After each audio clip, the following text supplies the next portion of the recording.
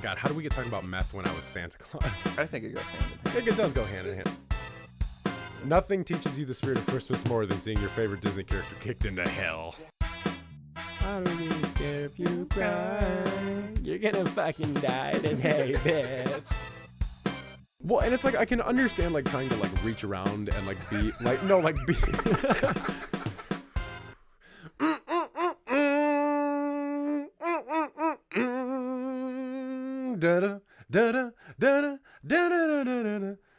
Dapper Dads. Episode 20. 20. The big 2-0. Oh, man. bitch. We are over the hill officially. Is that when you get over the hill? Is that not when you had your midlife crisis? No, I was 10 when I had my midlife crisis. I actually told...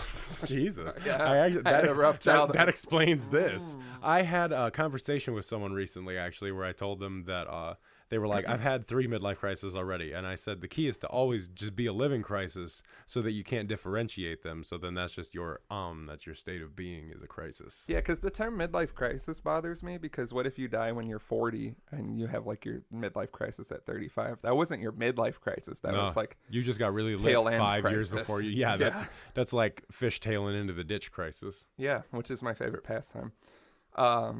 Yeah. How the fuck are you, motherfucker? Happy motherfucking Dapper Day, everybody. Dapper Day. What you should be doing, this is one that you need to watch the video for. Yeah. So if you are listening on iTunes or any of our other many Stitcher, platforms, Bandcamp, Google Play. That one guy's like, Mama. watch the video because it's going to get juicy. It's going to get top, very juicy. If you look, what am I holding in the video? You can only see it in the video. Should we? I feel like we should say it. It's beautiful. I mean, I already put a picture on Snapchat of me. Yeah, with we it, got a so. fucking Dapper Dad mug.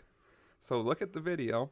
It's really I'll it's pop in insanely a well done. up close picture of it and let us know if that's some merch we could have, because it is beautiful. It really is. It's actually a really fantastic quality mug. And didn't you say you were kind of sketchy about the quality when you ordered it? But like, When I was working on making it, their mock-up was not no, it's fantastic. up to par. And then when I opened it, it was covered in pieces of the box that it came in, and I was like, oh, it's a little fucked up. And then I cleaned it and I was like, wow, this is incredible. Yeah, this is. That's probably the best way to look at our logo in depth. That is like the highest quality version of our logo I have seen, and I made the logo. I know. So if you would be interested in a Dapper Dad's coffee mug for a gift idea or for yourself, check out the video. We can post some pictures on the Facebook page, but this is something that we can produce. We are going to start looking into merchandising ideas. Yeah. So, and if you've been a listener for a while, you know coffee mugs are the perfect container to put your alcohol in, just like Slim back in the day. Oh my God, back in the yeah, you'll have to. That was episode 2, wasn't it? Drunk Tales, Probably. where we talked about that. I think it comes up a few times, but it was definitely. Does. I was actually talking to somebody today. I was hanging out with Justin 815 the Bags. I promised I would say his name on the show, just like that. So Justin, here's to you, buddy.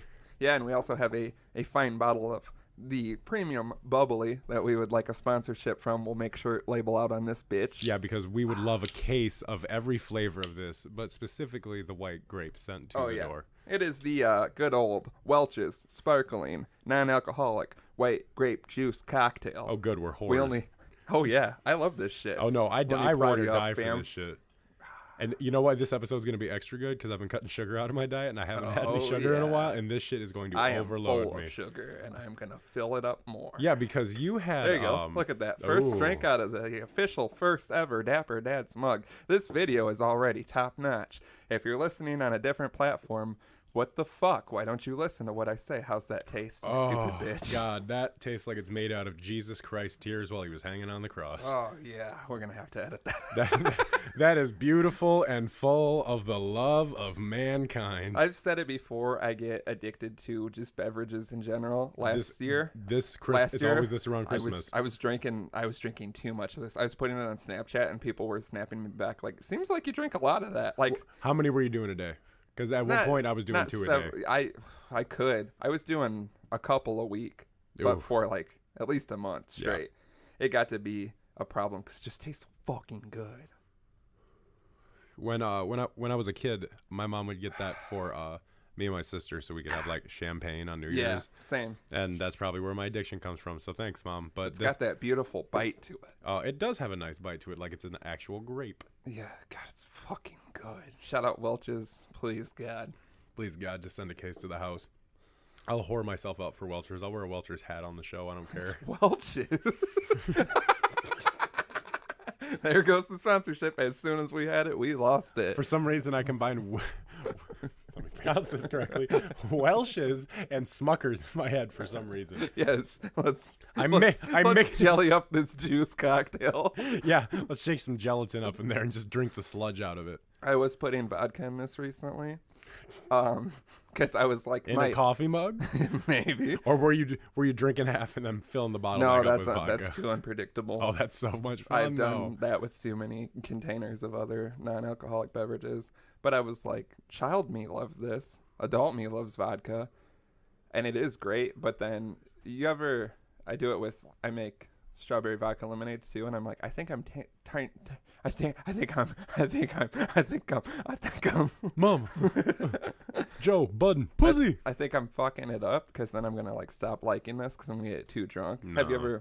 I have that with shit in the past where I've mixed something that I like with the alcohol, and then when I try to drink it, I'm like, oh, it just reminds me of getting fucked up. See, what you gotta do is you just gotta not drink that specific liquor for a long time, and then you can drink the juice again. That's what I found. Yeah, let me never drink vodka for a long time. I mean, if you have the willpower. What the fuck would that be like? I don't know. You could switch. Vodka's the best alcohol because you can just dump it alcohol. in anything. 7 times distilled. Did you know? Fun Dapper fact for all you guys out there. If you are interested in getting a better distilled vodka, it is super doable from home. All you need is one of those filtering water pitchers. And if you pour the vodka in, it's the same filtering process. So you can do that as many times as you want. You can have like 14 times distilled vodka if you want. That's ridiculous. It's true.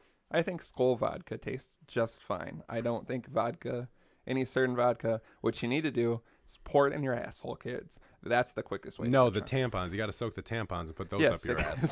Stick a vodka-filled tampon up your ass, and we didn't tell you to We do don't that. condone it, but if it happens because you listen to this, that's not our fault. Parallel thinking. It's like violence in video games. Also, www.thedapperdads.com for everything in a Christmas-esque package. All the links everywhere. All over that bitch. It's just a beautiful website. It is. It's I so made it, and I well look done. at it, and I'm like, fuck, I did a great job. Ooh. Shout out Welch's. dapperdadspodcast at gmail.com, where if you're Welch's and you want to send us an endorsement, neglect what Slim's been saying and send all the cases to me. I'll drink them in a day. 4027-DAPPER. That is 4027327737. Call, text. We got one submission there. I don't have it pulled up, but I think I remember it, and we'll get to it. Can we rely on Drama's snap quick bear trap memory? Find out later in the episode. And then, all the other shit. Facebook page, Spotify playlist. When this comes out, that means it came out this Wednesday, 2 days before this comes out. Oh, and I got some hate how that works. I got some sweet tracks coming, though. I have a lot of nothing. I have to panic and then throw things on there. I mean, if you want, I can just do the whole playlist and throw it together. No, you can suck my whole dick if you think that's going to turn into the Slim Show. Not different from any other week. What the hell was I going to say? I don't know. You've had a whole week to think about shit to say. I know. It felt like a long week. I feel like I say that all the time, but today when I was coming here, I was like, it feels like it's been forever. You were Santa Claus. I was Santa Claus. We can How'd that absolutely. go? Do you want me to pull up some pics as Santa Claus? I'll pop them in the video, and we'll put them on the Facebook page and Instagram. We have a newish Instagram. Yes. Dapper Dad's Podcast is the username. Go follow it. We'll follow you back if we feel like it. I follow absolutely Exclusive everyone. Content. Yeah, absolutely. Things you cannot get anywhere else, only on the Instagram. So I was Santa Claus for the Belvedere Historical Society's Christmas event at the museum in Belvedere. So what had happened initially was we had ordered a man's 3X Santa costume for a 60-foot tall gentleman. Yep. I've lost a lot of weight since we ordered the Christmas costume, and so we got it in, and I looked like bad Santa because it was just really swimming in it. It was gigantically baggy on me. It was huge. Well, yeah, I'd assume that those come larger. They're very big in because general. I think they just assumed that the gentleman who is going to be a 3X Santa Claus has the build of Santa already without anything underneath it, you know? And so we had to like find a way to make me look more cushioned underneath. And we tried to pillow it first in the waistband, but you're getting too horny. It just looked like I was pregnant, and it just kept fucking that pillow. because there was like there was no boobs, and it was just like a big old round stomach. And we were like, we can't have the kids sit on pregnant Santa's lap. And so we tried a couple other different things. What we ended up having to do, and this is what made part of this experience awful. It was a really good experience, but you know, like the styrofoam sheets that they wrap stuff in? We had to wrap that around me for more padding, so I look rounded out like all together, so it wasn't just like flat in the back and all big in the front. You know, so that's how I like you though. I was flat in the back and big in the front. That's how the Dapper dads like the Dapper gals. Drink at the same time, so there's awkward silence. I don't care, man. It's so good. Watch the fucking video. I'll drink the whole podcast with this shit. I'll drink a whole podcast. I'll drink 3 podcasts in an hour. I'll do the Wade Boggs and drink a podcast every 4.5 minutes. Do 13.3 beers an hour over an 8-hour flight. Shit. It's incredible. If the math is correct, fact checkers, check that for us. Yeah, we got to fact check that. It was, I believe, 107 beers over a cross-country flight, which we're thinking 8 hours. So we did some very intense math before the episode, and it works out to be like a beer every 4.5 minutes per near for 8 hours. Yeah, don't do it. So I had the Santa costume on, and it even came with a wig and a beard. So I had a wig with a hat on top with styrofoam wrapped around me, with a long sleeve coat on, and the clothes I was wearing underneath. This sounds like my Wednesday night. Oh my God, it wasn't terrible, but it was so ungodly hot come like the 3rd hour. And you ever get that thing where you get really hot and you just got to take a shit, like you just feel like you got to shit? Sweaty shit. Picture that for the last hour while kids are coming up and sitting on my lap and being like, Santa. And are they jumping on your lap a little more than you anticipated, or are they being nice? Well, it was actually like Did you have elves? I had one elf, and he was fantastic. His name is Bill, and he was a fantastic elf because they had. I know I do it every time. I'm a piece of shit. Got to watch the video. But he no, he was good. They had like reindeer games. We had like fish for candy canes, and you could like make your own Christmas ornaments, and there was like treats and Christmas music and stuff.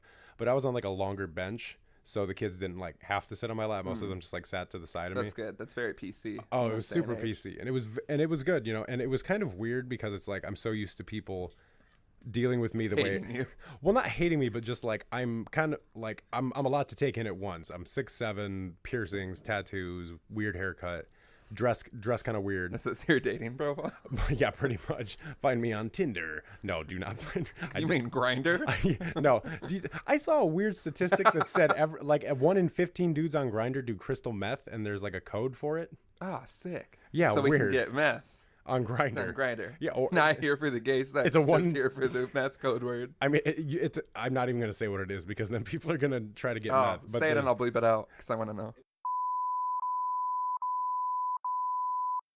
Okay. I'll explain more later because it's a lot to beep out. Okay, yeah, I could tell by how long that was already. Yeah, it's a huge thing. It's a huge beep. But I mean, you could just look on the internet and find out. God, how do we get talking about meth when I was Santa Claus? I think it goes hand in hand. It does go hand in hand. By the way, the Christmas episode. This is the Christmas episode. Merry Christmas, is in a couple everybody. Days. Woo! We're going to talk about some Christmas related things. We are. But it was like 3 hours and 45 minutes. I was like, can I get out of this costume? And they were like, just 15 more minutes. You can do 15 more minutes. I'm like, it's so hot. It's so terribly hot. And in the last 15 minutes, the kids that came up, they made lists to give to Santa Claus. So like he could take it back for the elves and stuff like that. And I was like, well, Santa's going to make sure this gets back to the elves, because it was just like the damn cutest thing in the entire world, you know, because it's like I'm so used to people just like dealing with me the way I am. But like for like 4 hours, I was just Santa Claus, you know, and people were excited to come see Santa Claus. You know? Yeah, it was weird. Did you read the list? Yeah, I asked. Was there any fun things on the list? Well, there was 4 kids. 3 of the kids did collages, so they like cut stuff they found in like magazines and like printed pictures off and like made a collage of stuff they wanted. Mm-hmm. And then one of the kids actually wrote out a list. And then at the end, he wrote "Thanks Santa" in invisible ink, and then he showed me. He's like, "It's a secret message." Wow. And he gave it. It was so goddamn cute. What if it was just like, "I'll kill you, bitch"? Look at this, Santa. I don't know what I would. There was one kid that came up, and she was 9 years old, because she gave me an earful because she came and sat down next to me. She looks me up and down and goes, "I don't buy it." And I said, well, you don't have to buy it. Santa's elves make all the toys. Oh, quick on your Santa feet. I was quick in those Santa Claus boots. And I said, "What do you want for Christmas this year?" And she's like, I want a cell phone because Bobby has a cell phone and Tammy has a cell phone and Charisse has a cell phone. And Mom, why don't I have? And she was like talking to her mom. She's like, Mom, I just want a cell phone. Everyone else has a cell phone but me. What a little asshole. My Kids sister shouldn't have cell phones. My sister came up to me and I was like, that kid's going to hell. And there isn't for Christmas. There is the kid's no going to hell. The kid's going to hell for all that bullshit. But God, that was the only like bad kid. The rest of the kids were really good. It was a really good time. A lot of fun had by everybody. I went and took the costume off, and I took the styrofoam off of me, and I was soaking wet underneath all of the styrofoam. And you know how styrofoam has like that stink to it? Yeah. Everything I was wearing underneath smelled like cat piss. Nice. For some reason, because like the mix of my odor and wet styrofoam just smells like cat piss, I guess. I could see it. And so I'd like to recreate it. And then I went and took a nice 20-minute hot sweaty shit after that. And I had to like somehow, because like for the video, here was me, and then there's like the room over here where I changed, and like there's the room goes all the way back here, and then you have to like go across a little area that's like the same room where I was at, but back here where the bathroom's at. So I like changed as fast as I could and like put a hat on and just like snuck into the bathroom really quick. And there was a dude in there, and he I was like washing my hands when I was getting ready to go, and the dude was in there washing his hands. He looked at me and he was like, I didn't see you out there. I was like, oh, I was out there. And then I just like left. And then you had a twinkle in your eye. I had a twinkle in my eye. And you're like, Santa's got to take a shit. Because I still had the little Santa spectacles on. Yeah. I was like, wing. These are mine.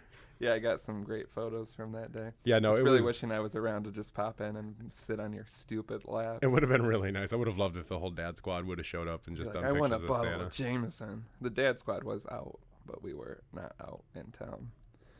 Terrible. Just terrible. Terrible. Awful people. Yeah, that's all we are. Scum of the earth. Check out the Scum of the Earth in February, seeing Brockhampton. Brockhampton. Saturation 3 dropped today, by the way, everybody. Yeah, and we'll talk about it on the next episode, which will be albums of the year. It's going to be so good. It's going to be thick. And we're going to get into a countdown later in this episode, but we got to get into some Christmas shit right now. Some also, ''tis the season. Finally had my first Starbucks. Yeah, how was that, buddy? It's pretty good. What'd you get? I got some very frou-frou shit. A white chocolate frappuccino thing, toasted white chocolate frappuccino. Oh, so you were just feeling the holiday season. I was very overwhelmed. I don't know what, that's one of the things. I get so much anxiety about dumb shit, and especially like ordering places where I hate Chipotle because I don't like ordering there. I don't like when everyone's just in do the on online ordering and then go get it. Yeah, but I don't even like Chipotle like that. But yeah, I feel like Starbucks, there's so many options, and I don't really know. I wanted like a more coffee style regular thing, but then are you getting naked? Yeah. Oh, hell yeah. Video, see? We told you this would be the best video episode. Oh yeah. Wow. That's a body I could eat a taco off of. Your wifey say I'm looking like a whole snack. But yeah, so I got this crazy shit. It's pretty good. Yeah, it's mainly the ordering and like the overwhelming amount of shit, because I was like researching online, like what do I do and what do I get. I'm insanely spoiled by Starbucks because we have a Starbucks at my work, and so like when you know people, they know how to like make your drinks the way you like it.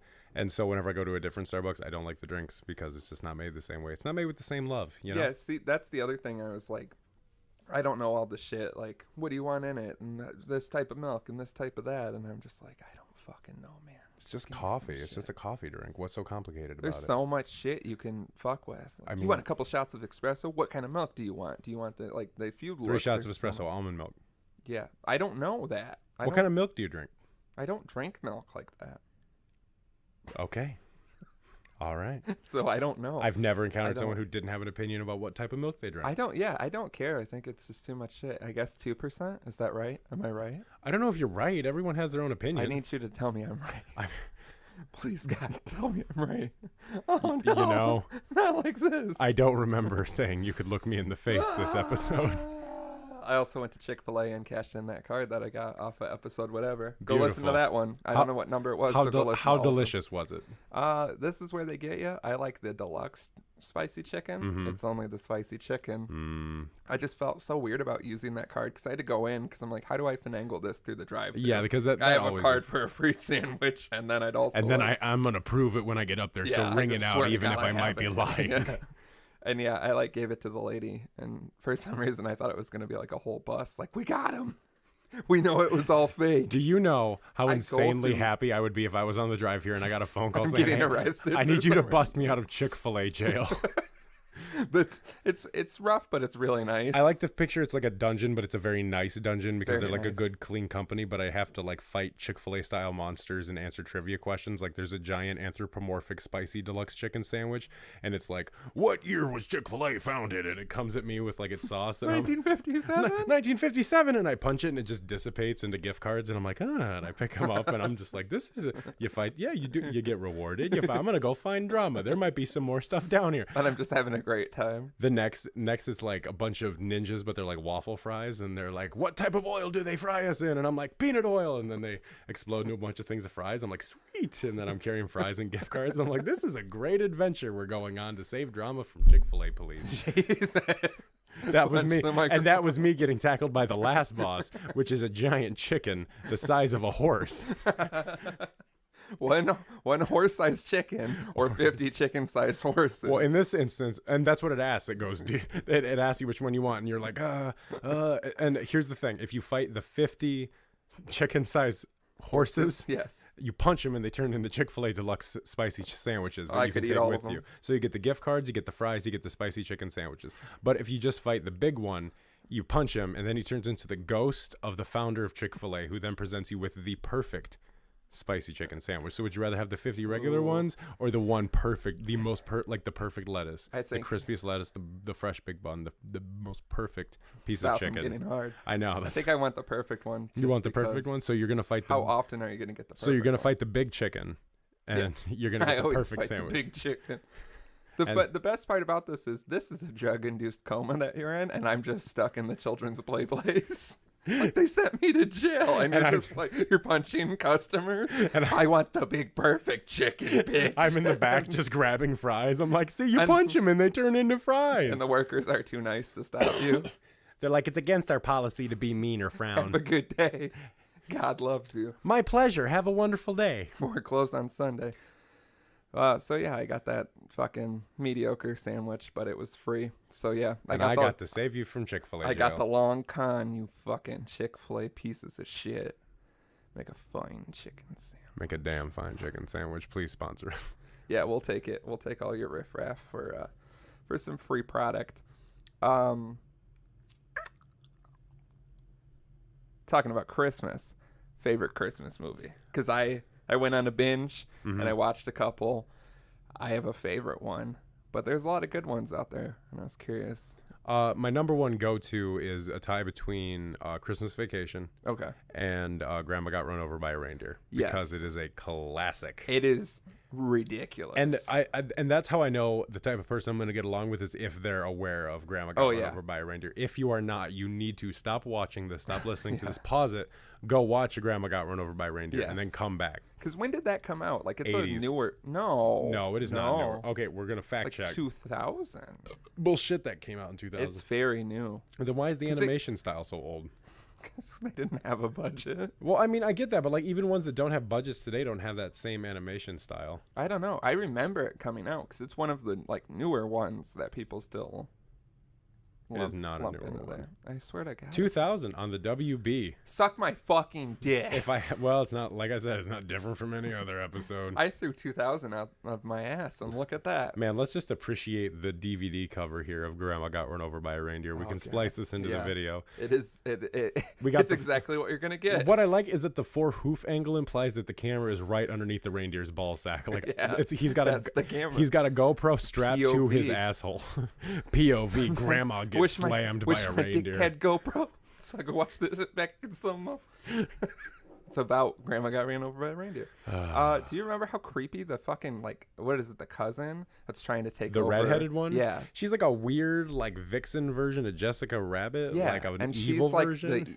she's like a cousin or something. She's trying to take over the business, and Grandma's totally dead, but Grandma's not dead. They really made a song that's pretty straightforward into a huge, Elaborate very movie. elaborate movie with parts that I don't recall being in the song.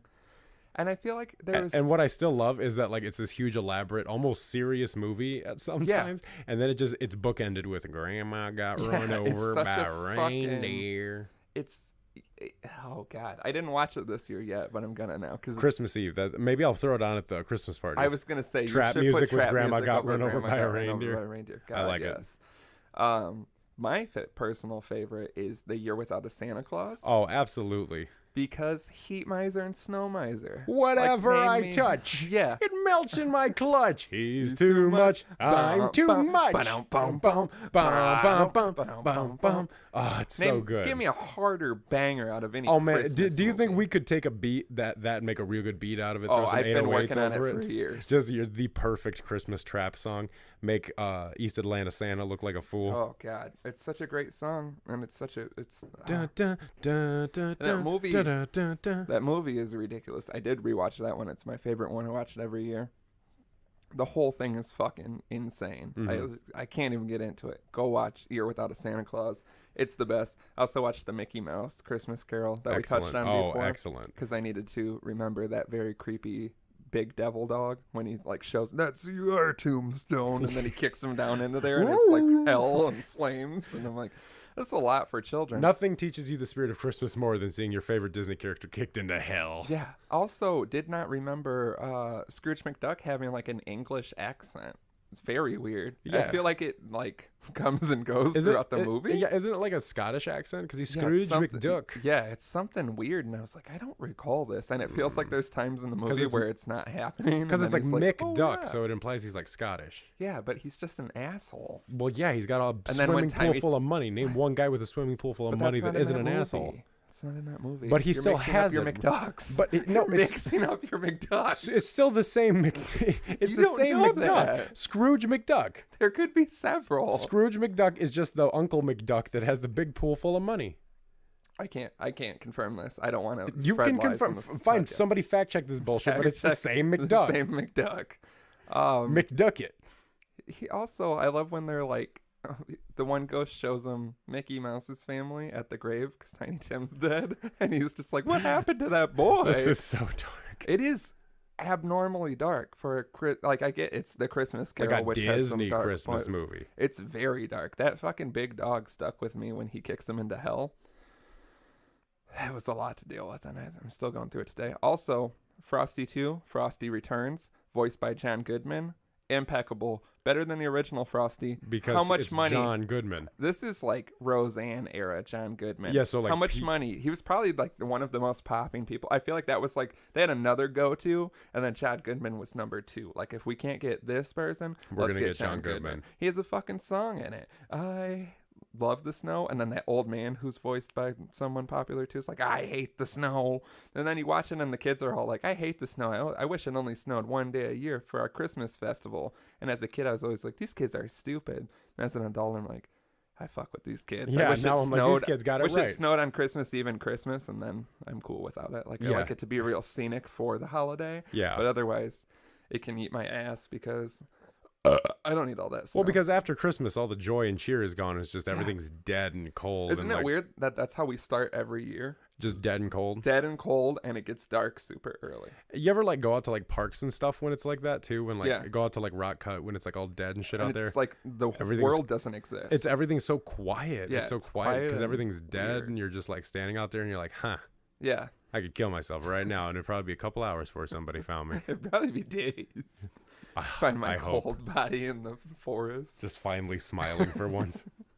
Oh, he looks so nice. We'll leave him here. Yeah, as a testament. Everyone go see Slim's dead body in the forest at Rock Cut. If you can find it, you'll freeze and die with it. Until Oh, it's just a mountain of Dapper Dad's fans frozen and dead in the woods. That's what I want. That's Oh the God, cult that type of fan base we're loyalty that trying I'm to looking get for. out Oh, here. absolutely. Who wants to come die for the dads? Drink the punch with us. Drink the punch and freeze It's in just the woods. Welch's sparkling non-alcoholic white grape juice cocktail. This episode's getting very dark and very selloutish. Very sponsored. Yeah, but there's Christmas movies are crazy, especially the old ones. Like when you watch them now, it's just like what the I fuck? remember there was a black and white Mickey Mouse cartoon I would watch as a child. It was a Christmas one, and Pluto gets like slaughtered. no, he gets taken away from Mickey because like he can't afford to keep him, and so he like drops him off at like the church in like a baby basket or something. And no, this is for real. Is a fever dream. No, this was real. And then like some rich guy comes because this spoiled little brat kid, and it's like the voices are weird because it's like old black and white, you know. And he's like, and he's like pointing at the dogs, and the little boy's just going, doggy, doggy, I want doggy. That's what I remember the most, is the kid just saying that over and over again. And the gist of it is he adopts Pluto, takes him to the house, and Pluto's just like a huge pain in the ass because of like, you know, Disney stuff happening, you know. Yeah. Oh, he's slipping on all the plates, and now he's in the turkey. I hate when my dog does that. I know, I hate when my dog... He's slipping on the fucking plates. I hate when my dog gets all the Christmas toys all jangled up, and he rides around in them in a cloud of dust, and all the toys are sticking out, and then he collapses, and he's like, oh, row, row, row, row. Yeah. But then he ends up kicking Pluto out on Christmas because it's cold and snowy. What a piece of shit. And then, I love how every Disney and Christmas movie is like has a very shitty dark, character. shitty undertone. Yeah. And so Pluto's out like wandering around the snow, and then Mickey's out looking for him because he's now like lamenting that he gave his dog away. And then they like find each other, and they're like, Merry Christmas, pal. And then it's over. Merry fucking Christmas. Beautiful. From the Dapper Dads, everybody. Yep. Go watch all these fucked up movies. Yeah, go watch all our fucked up Christmas choices. Do you have any like specific Christmas memories? Great gifts or terrible days? That I remember my very first Christmas that I can remember, a present I asked for that I don't know why I wanted this as a kid, but they have like it's not like a scarecrow, but they have like these things you can put in your garden that look like animals to like deter animals from coming. Yeah. And one was like a 12-foot blow up snake that I saw in like a Lowe's with my grandpa, and I was like, I want this. It's a big snake. And it was under the tree when I woke up that Christmas, just like a 12-foot blow up snake underneath the tree. Wow. With no, like, I don't know why I had it. It was just there, and it just like, I think my dad just threw it out eventually because he's like, who the fuck needs a 12-foot blow up snake in this house? But that same Christmas, I remember I was watching the Christmas tape where it was the black and white Christmas thing, and I had another videotape, and I was bored, and I was just pulling the tape out of it. It was your parents getting married or something? No, I mean, I hope it was, because I mean, like, shit, it's not like that's something that needs to be remembered fondly. Jesus. God, I hope. Merry Christmas. Merry fucking Christmas. I mean, I honestly, when I was young, I have lots of really, really good Christmas memories because, you know, like older family members still being alive, and just the family being more together and stuff like that. Because, you know, as you get older, like families fight about shit, and less people come to the holidays. And it's just not as fun. Like when you're a kid and you like wake up at 3 a.m. and you're like, did Santa come? And you're just waiting. Oh man, I remember me and my sister when we were like little kids, we would put out like we put out the milk and cookies, and then we do like reindeer food. We'd put out baby carrots and celery for the reindeer to eat. Yeah.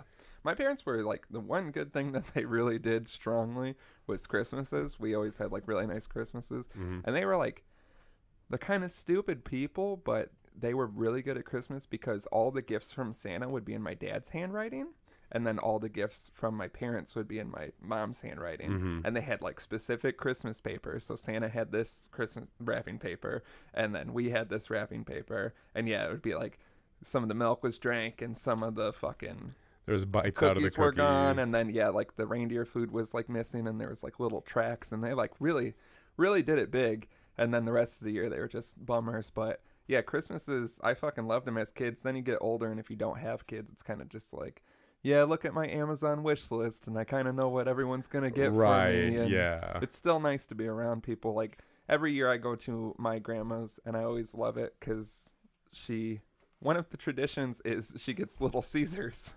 Like, she has other food. I see where it comes from. She gets Little Caesars pizza and crazy bread, and that's like, for some reason, everyone's like, gotta get there and get the goddamn Little Caesars before it's gone. I want to RC cola. Oh man, I want to start doing that at my house, but minus the RC cola. I'm actually hosting Christmas this year at my house for the very first time. Yeah, so I'm doing the Christmas party on the 23rd, Christmas Eve. And I work Christmas Eve. Of course. A midday shift the day of the party. So here's my weekend before Christmas. So the weekend this comes out, this is how the weekend's going to go. Tomorrow, I'm going to have I have to work like till 6:30. Then I'm going to come home and set up for the party, have the party from like 8 p.m. to whenever. Crash. Till question mark. That's how I throw my parties. Yep. So if you're listening to this, feel free to come to Fast Finger Slim's Christmas party if you can find it, because I'm not giving my address out on the show. Yeah, he lives right behind. I'll kill you. I'll really do it. Oh yeah. I forget which one it is. I'm just sad and tired these days. I just can't do it anymore. I just like get up and quit the show. It's been one too many times of alluding to where I live. I told you off mic. If you did it again, I was done. I pulled you aside, and I very seriously told you that that's not a joke. I so badly just want this to end. All of it. No, I want it to end. And just replace you with like the best version I can get. That's you like an off-brand Slim, and then not tell anyone. So the video doesn't match up with the height or the tattoos or the like it still kind of looks like me. It's as close as I can get, and it's a similar voice, but it's very like when you watch any TV show and they replace a character and they just never talk about it. It's my voice. Like it's this, but it's this just a little bit higher. And it's just like, hey everybody, it's Fast Finger Slim. Yeah, and none of the jokes are right. You're like asthmatic. And I'm like, yep, that's right. Yep. Coffee mug hands. Yeah. Oh, wow. Remember when I used to drink beverages out of containers? Boy, that was a wild time in my life. Full government license plate number. Yeah, and I'm just like, yes, this is all right. Nothing has changed. Remember? Go back and listen to all the episodes. You're stressing, and then to be so petty, you go back and you edit him over all my old parts in the episode. Yep. I'm listening back. I'm like, God damn. And then you're just like, I used to be on the Dapper Dads. I haven't heard that name in a while. I was the original Slim, and everyone's like, there was no original Slim. It's just poorly, like the video is poorly edited. They're so like, it's just him sitting there. The one and only Fast Finger Slim. Yeah, and they show you pictures, and you're just like, motherfucker. I like to think that in this scenario, it would actually benefit me because then I could start a whole new life without having to, move across the whole entire world. Because if everybody thinks I'm somebody else, I can just kind of do whatever I want. And I'll be like, it was this guy. Yeah, but then you start going, you go to your job and it's that guy, and you're like, what the fuck? And then you go home and you're like, honey, you won't believe what happened. And he's sitting on your couch, and you're like, what the fuck is this? And I'm sitting outside in the bushes, like, yes, everything's working according to plan. And you're just like, Slim, it's time. And then we can finally move on to our next evolution of being Dapper Dads and be happy somewhere. Yeah, we're just the Happer Dads. The Happy Dads. We did the same exact thing. But we're the Happy People Dads. People are like, aren't you the Dapper Dads? And you're like, no, I think Dapper you've got Dads? it wrong. No, I've never even heard of that. Who? The Dapper We're drinking out of that mug. What do you mean? We're the Happy Dads. It just has an H over it. And they're like, that's not even how you spell happy. Like, yeah, there was a misprint at the plant. Yeah, this is a test mug. One of my favorite Christmas memories that shows how stupid and weird I was as a kid. I like how you perk up for that. I was opening presents on Christmas morning, and I unwrapped a Game Boy. But what color? Red. Yes. Red Game Boy. Fire. Any games with it? I think it came with Pokemon. Which the one? Original red and blue. Ooh, probably wonderful. Red. I had a bunch of games for that bitch, like that weird ass Terminator game that was all the games were way too hard. Mm-hmm. I eventually got that stupid camera with the printer. Yeah. You remember that shit? Yep. It's crazy. Where you had to hook it up with all the little cables and it printed out just the shitty little pictures. Oh, and there were stickers. Oh. And you want to hear something real upsetting about that? I had that when my grandpa was in the hospital dying, and I thought it was nice to take pictures of everyone's face on that because I had like just recently gotten it. And then I stumbled across those years later, and everyone's real sad looking in those pictures. Wonder why. So it kind of tarnished the classic Game Boy camera for me. Yeah, you said you wanted to hear something dark, bitch. Yeah, I guess I did. It's as dark as it gets. Man. But I opened it up, and it was like, the wording on the box was like Game Boy Pocket. Yeah. And my parents were sometimes bad with like not knowing what I had and what I didn't have. Yeah. I specifically remember I wanted Vector Man 2. Shout out. So topical. Vector Man 2 for Sega Genesis. And my dad was like, you can't have that because you already have it, because I had Vector Man. And I'm like, I need Vector Man 2. It's a so different my parents game. were always like, they were good, but they were like, sometimes would miss the mark a bit. So I opened it up and it said Game Boy Pocket. And I thought in my head that they thought I had a Game Boy. So they got me the case for it because it comes in a case. So I like set it aside, and then my parents were like crushed because they were like, oh, we got him what we thought was like the pop-in like boys game thing. And then my dad was eventually like, do you know what that is? And I was like, yeah, it's a pocket for a Game Boy. And he's like, no, it's a Game Boy in a pocket. And then I was like, oh, really? Shucks, pops. And then I opened it up and played with it. But yeah, I was literally like, oh, all I got was this pocket for this thing I don't even own. A case for a Game Boy. Yeah, I was a weird kid. You know what would be a great Christmas gift? What? Watching this video. Hey, man, you know what would also be a great Christmas gift for the dads? Some 5-star reviews. Yeah, we have been falling back on that. That's not part of it. That's not part of it. What the fuck is that? That's not, A crazy bread ruler. Oh, do you measure your dick with this? That has nothing to do with it. I have no idea where that came from. I don't measure my dick with it. I wish that was the gift now. I'm taking it anyway. Yeah, that's all for you. Oh, that's so nice. For you people not watching the video, I didn't even Drama know. has presented Slim with a beautiful gift. And I didn't even know he was doing this. How Yes. lovely. This is why I've been waiting for this. The true timber camo bag is really what sells this, truly. I like very specific wrapping paper. Oh, on I can bags. tell. I feel like I have to open this in a very specific way. Oh, yeah. So it's wrapped and in a bag. Yeah, Fantastic. I had to, for the video. Do it back. And it's got fantastic wrapping paper. Look at that shit. Look at this shit. With a bow. Did you wrap this yourself? I did. Wow. You're a good rapper. I'm not I'm really not, but you know.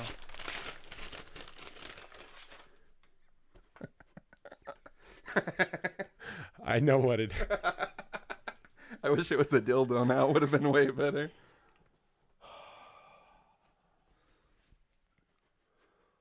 Look at that, bitch. Wow. Look at that shit. How?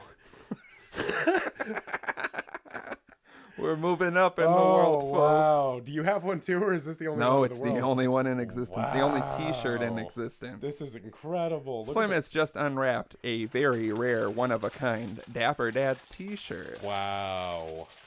Wow. Look Thank at that. you. Look at that, folks. Now I have to wear it everywhere until it's disgusting. Yeah, and then you have to field questions about it. Like, I am speechless about this. This is the coolest fucking thing in the entire world. Like, I'm gonna wear this when we go out tonight after the show. I'm very excited. I'm just gonna have this under the coat. And I'm just gonna walk around open chested, like, and have Look at this. and then I'm gonna show off the crazy bread ruler. I'm gonna be like, look at this. Yeah, again, the crazy bread ruler was not. I don't know how that just happened. I don't know where it came from, but it's I think it definitely was just in hanging that out drawer, down here. which I thought no one used, but apparently it's filled with crazy bread rulers. Pizza. So yeah, again, let me reiterate. You need to watch this goddamn video. Yeah, there's so much shit in this goddamn This video. is like, I know some of the videos are just us talking, and we've gotten some feedback on that, but this shit, we went all out. We have Dapper Dad's merchandise for the first time in this episode. And if you guys want a t-shirt, get at us and we'll work out some details. They're not full blown out there yet. But goddamn, look at that. Goddamn, look at that.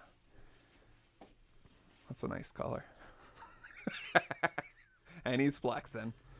And he took his pants off, but it works. Because you know it's not gross? You know it's not the grossest thing ever? What? Naked men in just t-shirts. Oh, Let the dick dangle out a bit. I've been trying to perfect a tweet to explain this, and maybe now that we have 240 characters, I could do it. Follow me at BrainDeadDrama. Fast finger slam. I've been trying to explain it in words. The most ridiculous way to present your penis, guys, listen up, is a short sleeve button up t-shirt, and you know at the bottom where the last button is, and it gets that little triangle, and you let your dick base fall right there, and then just the dick out. Horrific. Maybe socks on too. If you want to scar people forever, put on a short sleeve button up, let your dick come right out that bottom. We're going to edit that out. What has this show even become? We finally get merchandise. It's so cool. And then shit hits the fan. Yeah, everyone's like, well, I wanted the merch. And then he started talking about how to present a dick. Check out our cool merchandise. You just look like an asshole. Makes one podcast. Make that into a meme. Makes one podcast. I want to get more things, so you're just wearing everything and drinking out of the Dapper mug. Dad's hat. Yeah. Dapper Dad's wristbands. Yeah, your Dapper glasses Dad's say Dapper Dad's. Dapper Dad's clout goggles. Yeah, and you're just like at the bar, and people are like, "Wow, you're very yellow. You have like Dapper Dad's sweatpants on. We could do leggings, It ladies. say Dapper Dad's down the leg Yeah. Big mouth on the crotch." and on the ass. No, the mouths on both ass cheeks are like juicy. And the mouth say, "Please kill me." No, just the one on the dick does. Yeah. Ass for the ladies, crotch for the dudes. That's how we'll differentiate the pants. Oh yeah, that's always my method.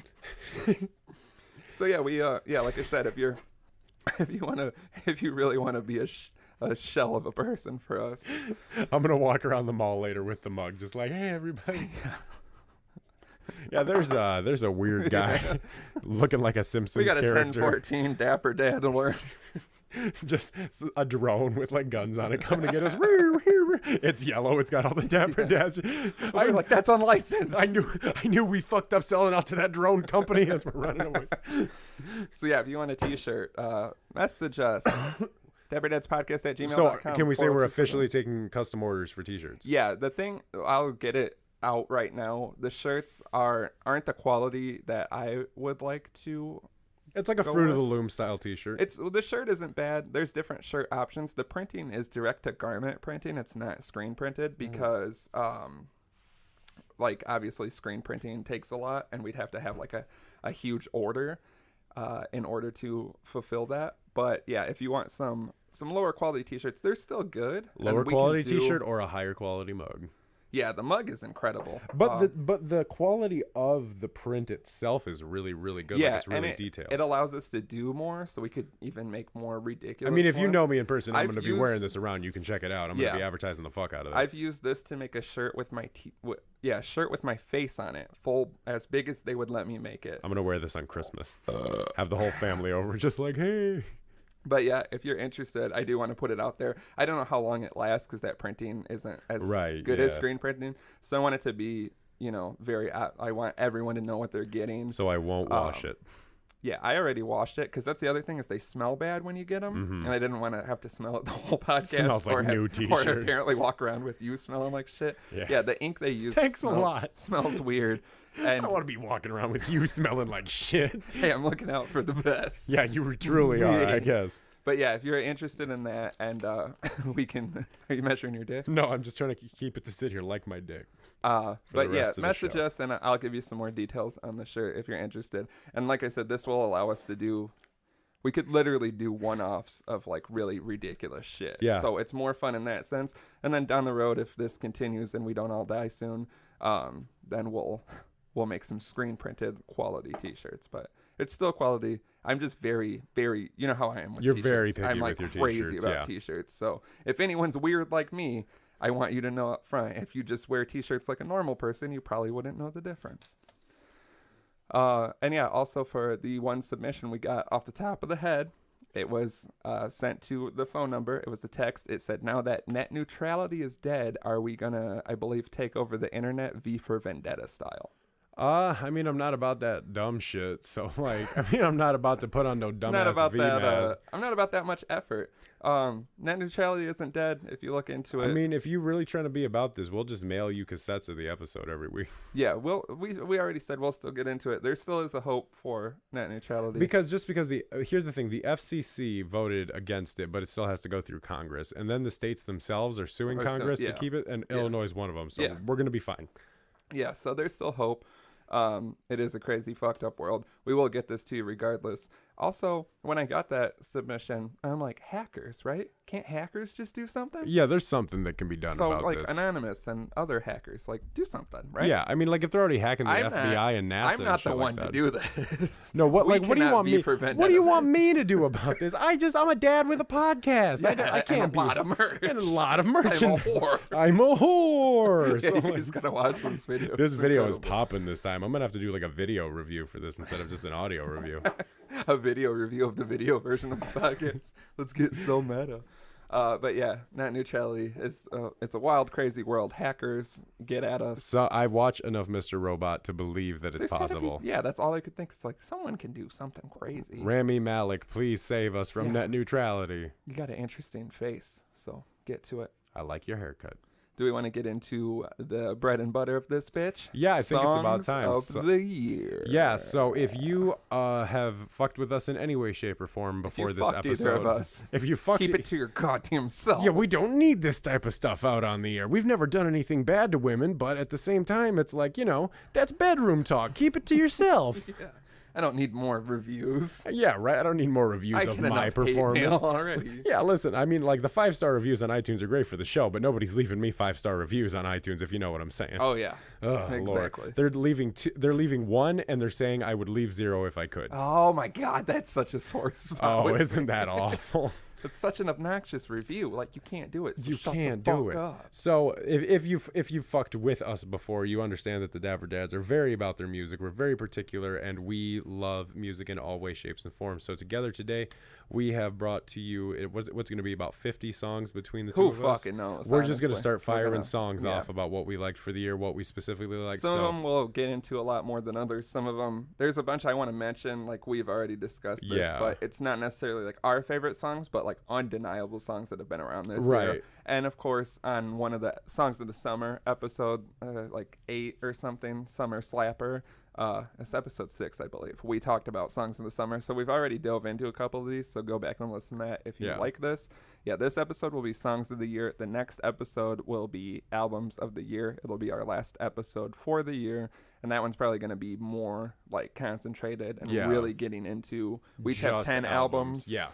So that will be like very specific. This, we're just going to run through some songs. And like I said, some will have a bunch to say. Some will just whatever, shit it Yeah. out there. Yeah. So yeah, I want to start off with the ones that I'm not like crazy about, but yeah, undeniable songs that were everywhere. Yeah, let's get that out of the way, because once we start getting into our personal ones, we're just going to fire them off. Yeah. So one of the big ones I have down is Mask Off by Future. Oh, absolutely. I mean, that one came out in the springtime, if I remember correctly, but it really started picking up steam closer to Yeah. it was like the very beginning of the summer. Because I remember when those two Future albums came out, I was doing a lot of driving back and forth between Rockford and Elgin, Topical. Yes.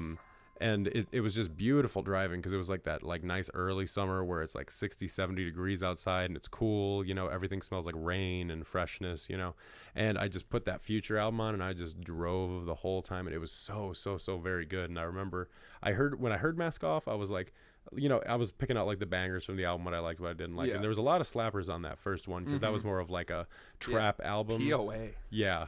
So Insane. good. That'll make your car explode. Yeah, I it played will. that as loud as I could, and I think it blew out a couple of my speakers. It was definitely, that album was definitely superior to Hendrix, in my opinion, which Yeah. we can get into next yeah, we'll episode. get into that. I have a lot on But that yeah, there's a subject. lot on that too. But yeah, Mask Off, I think I want to start with the ones that are like drilled into our head. Yeah. Because that one was one we heard everywhere. Mask You- Off. Molly Fuck it, man, Percocet. sit. Molly Percocet. Everyone, everywhere, all summer. Same with That's why we brought it up on so many episodes. Yeah, how Like, often? I think the first episode has a Mask Off reference. yeah, I think it does. 'Cause, And it's like 7 episodes that have Mask Off references at least. and then the other, for me, I know I mentioned this in an episode before, penultimate song of the summer for me was EXO Tour Life by Lil Uzi Vert, Yeah. because that was everywhere you went to. Yeah, I have a couple that I feel like were everywhere. How many goddamn people? She said I'm insane. Yeah, Yeah, blow my I brain think out. Mask Off I might have heard more, but I feel like it's a tie for me. EXO Tour Life, you heard more people singing when it was on. Yeah. Like in a club, like Mask Off, everybody knows and loves, but yeah, EXO Tour Life, everyone's like, oh, my friends are dead. Like, I don't really care if you cry. You're gonna fucking die today, bitch. Mask Off, remember me. oh, Jesus Christ. But the other thing about Mask Off, horrible remix with Kendrick Lamar. Oh yeah, I did not God like awful. Kendrick Lamar's remix. Just wanted to put that Joyner out there. Lucas had the best remix of that song all year. And Don't I believe know it. you don't like Joyner Lucas, but he had the best flow on a remix of that song this year. Look it up. Hands down. I love Kendrick on Ratchet songs. There's another one in a top list here that we'll get to. If it's the one And- I'm thinking of. Yeah. And of course it is. And he didn't, I don't know, just fucking exactly. But yeah, also yeah, EXO Tour Life was fucking everywhere. I think that was like those streaming numbers on that thing were We're insane. That's why his album did Yeah. so well, because he just threw Well, that's that on also the why end it of got it. delayed. They would not put out his album because that song would not stop charting everywhere and like being everywhere. Mm-hmm. It was fucking insane. Yeah, I think it really got Uzi out there for that. Yeah. What else are some undeniable ones here? Bad and Bougie. Bad and Bougie, yeah. Yeah, the that next was. one. I can't. Do it look like I was living out Bad and Bougie? I can't even listen to that song anymore Yeah, I because can't I've listen heard to it any so of these. much. We've All right, referenced so yeah. far. I never listened to that. If That I got to hear verse- that, that verse, is she is- bad to the bone? Yeah, I think those are the. Yeah, that way. Yeah. I used to trap by the subway. Yeah, that way. Like I've just heard it so many times. Offset. Woo, woo, woo, woo, woo, woo. Records on, stack it, I'm running around in a coo, coo. But yeah, I think those were the three. Also, another one that was everywhere that is is one of my top songs of the year, Magnolia. Yes. Fucking that one I can still I can still listen to that and one that one too. I've probably heard the most because I played it the most. And every Hey, time Pierre, you hit it, oh Pierre, you want to go here? boom, boom, boom, boom. In New York, I'm in rock. Boom. And then you get like that nice little flute in the background. That's my favorite part of the song is when the flute comes in, because that's when the beat. It's like the flute on that song is the string that ties that whole song together. Yeah, that thing, and yeah, I think that was like Cardi's like breakthrough hit. That got him, absolutely. Which the album is trash, and I don't think he like capitalized on it. There's too many like loose songs. His output is very messy. But that got him and Pierre like you fucking huge out like, there now. Pierre's on everything. Everybody wants to work. He with became Pierre. like very poppin' just off that pretty simple beat, but like I mean that's all it takes though is one so simple beat that everybody loves, and then I mean look at all the work Metro Boomin's put out this year. Yeah. But can you imagine being Metro Boomin and having bullshit Nav and Big Sean verses on those fire beats you've been making your whole life? Like goddamn. Yeah, I don't know what he's doing, but yeah, that's my pick for. As far as like the really popular everywhere songs, Magnolia was my favorite. Not my favorite song of the year per se. It could be. It depends on the day. People have seen me in public when that shit goes off, and I am a monster. As soon as you hear that, yo, Pierre, you want to come out here? Ah! Yeah, we can just get into some other ones. Do you want to go back and forth on some? So my my list for songs of the year is actually just a playlist that I've made. And what I do is if I like a song, I'm like, yeah, I want to fuck with this a lot. I just throw it on a playlist called It's Just Hit After Hit After Hit. Because as we all know, everything on this playlist is just hit after hit. So let's go start back around January, earlier in the year. Let's see. Sorry, just trying to get to the top here. 17 by Kevin Abstract is one of my favorite tracks of the year. Was that this year? Yeah, didn't that album come out this year? I thought it came out like January, like early this year. Maybe. Because a lot of the stuff in the beginning of the list was like January, like really early January. Maybe. I thought it came out last year. I don't Did know. it? Yeah, well, anything with Brockhampton is good all the time, all the years. Yeah, so I mean, let's just be. I don't. Yeah, I'm not even about putting any Brockhampton songs personally on this list because I feel I'm going to. There's just too much. No, there's too much, and there's a couple specifically that I'm throwing on here because they're so very good to me. Yeah, I feel probably stronger than you, but I know that the albums of the year episode is going to be littered with just a couple of tracks right off the bat off one of the same albums from Drake's More Life. Okay. Medita Rhythm, Passion Fruit, and Guile Chester. Those are like my top 3 songs off of that project. I like Guile Chester. I don't like the other two. See, Medita Rhythm is like what's my favorite crazy one. is you didn't pick what is like if we want to say verse of the year, not song of the year, verse of the year. Fucking Sacrifices. And I'm aware of that. Verse on Sacrifices. That's in a whole nother category entirely. Absolutely for me. Insane. That is the closer verse towards of the like year. song verse. Absolutely. Well, the wordplay on that. Like, can we just get into that for a second? And the wordplay. Well, because how often do you hear Young Thug sing that clear? You know, it's like I understand that's part of like his thing. I listened to the Apple I was stealing premiere from a bitch. Back when I was 21. My favorite gun was a 6. 20 in the clip, hit 1. Pocket. Growing up, I was a running back. You never made me ran once. I got shot, sweat, started running. Pun. This shit was red like Hunts. Boom. Kicking, pimping. I could just Catch it. Fucking. And it's so intricate. It's so perfect. Yeah, Everything is good about that. I love the talking neat like a geek. Talking neat like a fleek. Well, the other songs off that be. So those 3 plus Sacrifices just deserves like one of the top songs of the year personally. Yeah, that's what I mean. It's definitely a top song of the year for me. Portland but that is verse of the year. Portland is on there too, though. Portland is really good. Me. Yeah, this is more. I'll discuss more of this in the album episode. Yeah, I want to get into it more with the album. But yeah, I'm just trying to focus on songs, and that fucking like. Sacrifices without Thug would have definitely been a solid song. 2 Chainz and Drake both have pretty good verses, but Thug's verse is just like a whole nother fucking level. Mm-hmm. When I heard it, I was like, I feel like this might be the verse of the year, and we're wrapping it up. It's the verse of the year. Yeah, I mean, I haven't heard anything insane. Because I mean, we did have a lot of big projects drop today. Technically, we had Brockhampton 3. We had Eminem. Fuck Eminem. Fuck. Don't even promote that trash. Come on on, show. man. It's so good still somehow. Here is. I'm not going to get into it. I'm not going to get into it. We're not going to do it because I fucking hate Eminem. I can't do this. I cannot fucking do this. An artist that I don't think I've mentioned on the show before, but I do want to throw on the playlist when we put it out next. Her name is Mila J, Milaj. And she's got a very smooth R&B sound. You know how a couple years ago when Frank Ocean was getting popular, that term like PB R&B was coined, where it's like hipster R&B, where it's like very smooth and kind of electronica, you know? It's a lot like that. She has like a very just breathy, ethereal voice. And there's a song she has called Transform You, which is one of my top picks for the year. It's bouncy, it's dancey, it's fun. We'll throw it on the playlist. What we'll actually do is we'll put all of these songs on a one separate playlist. playlist.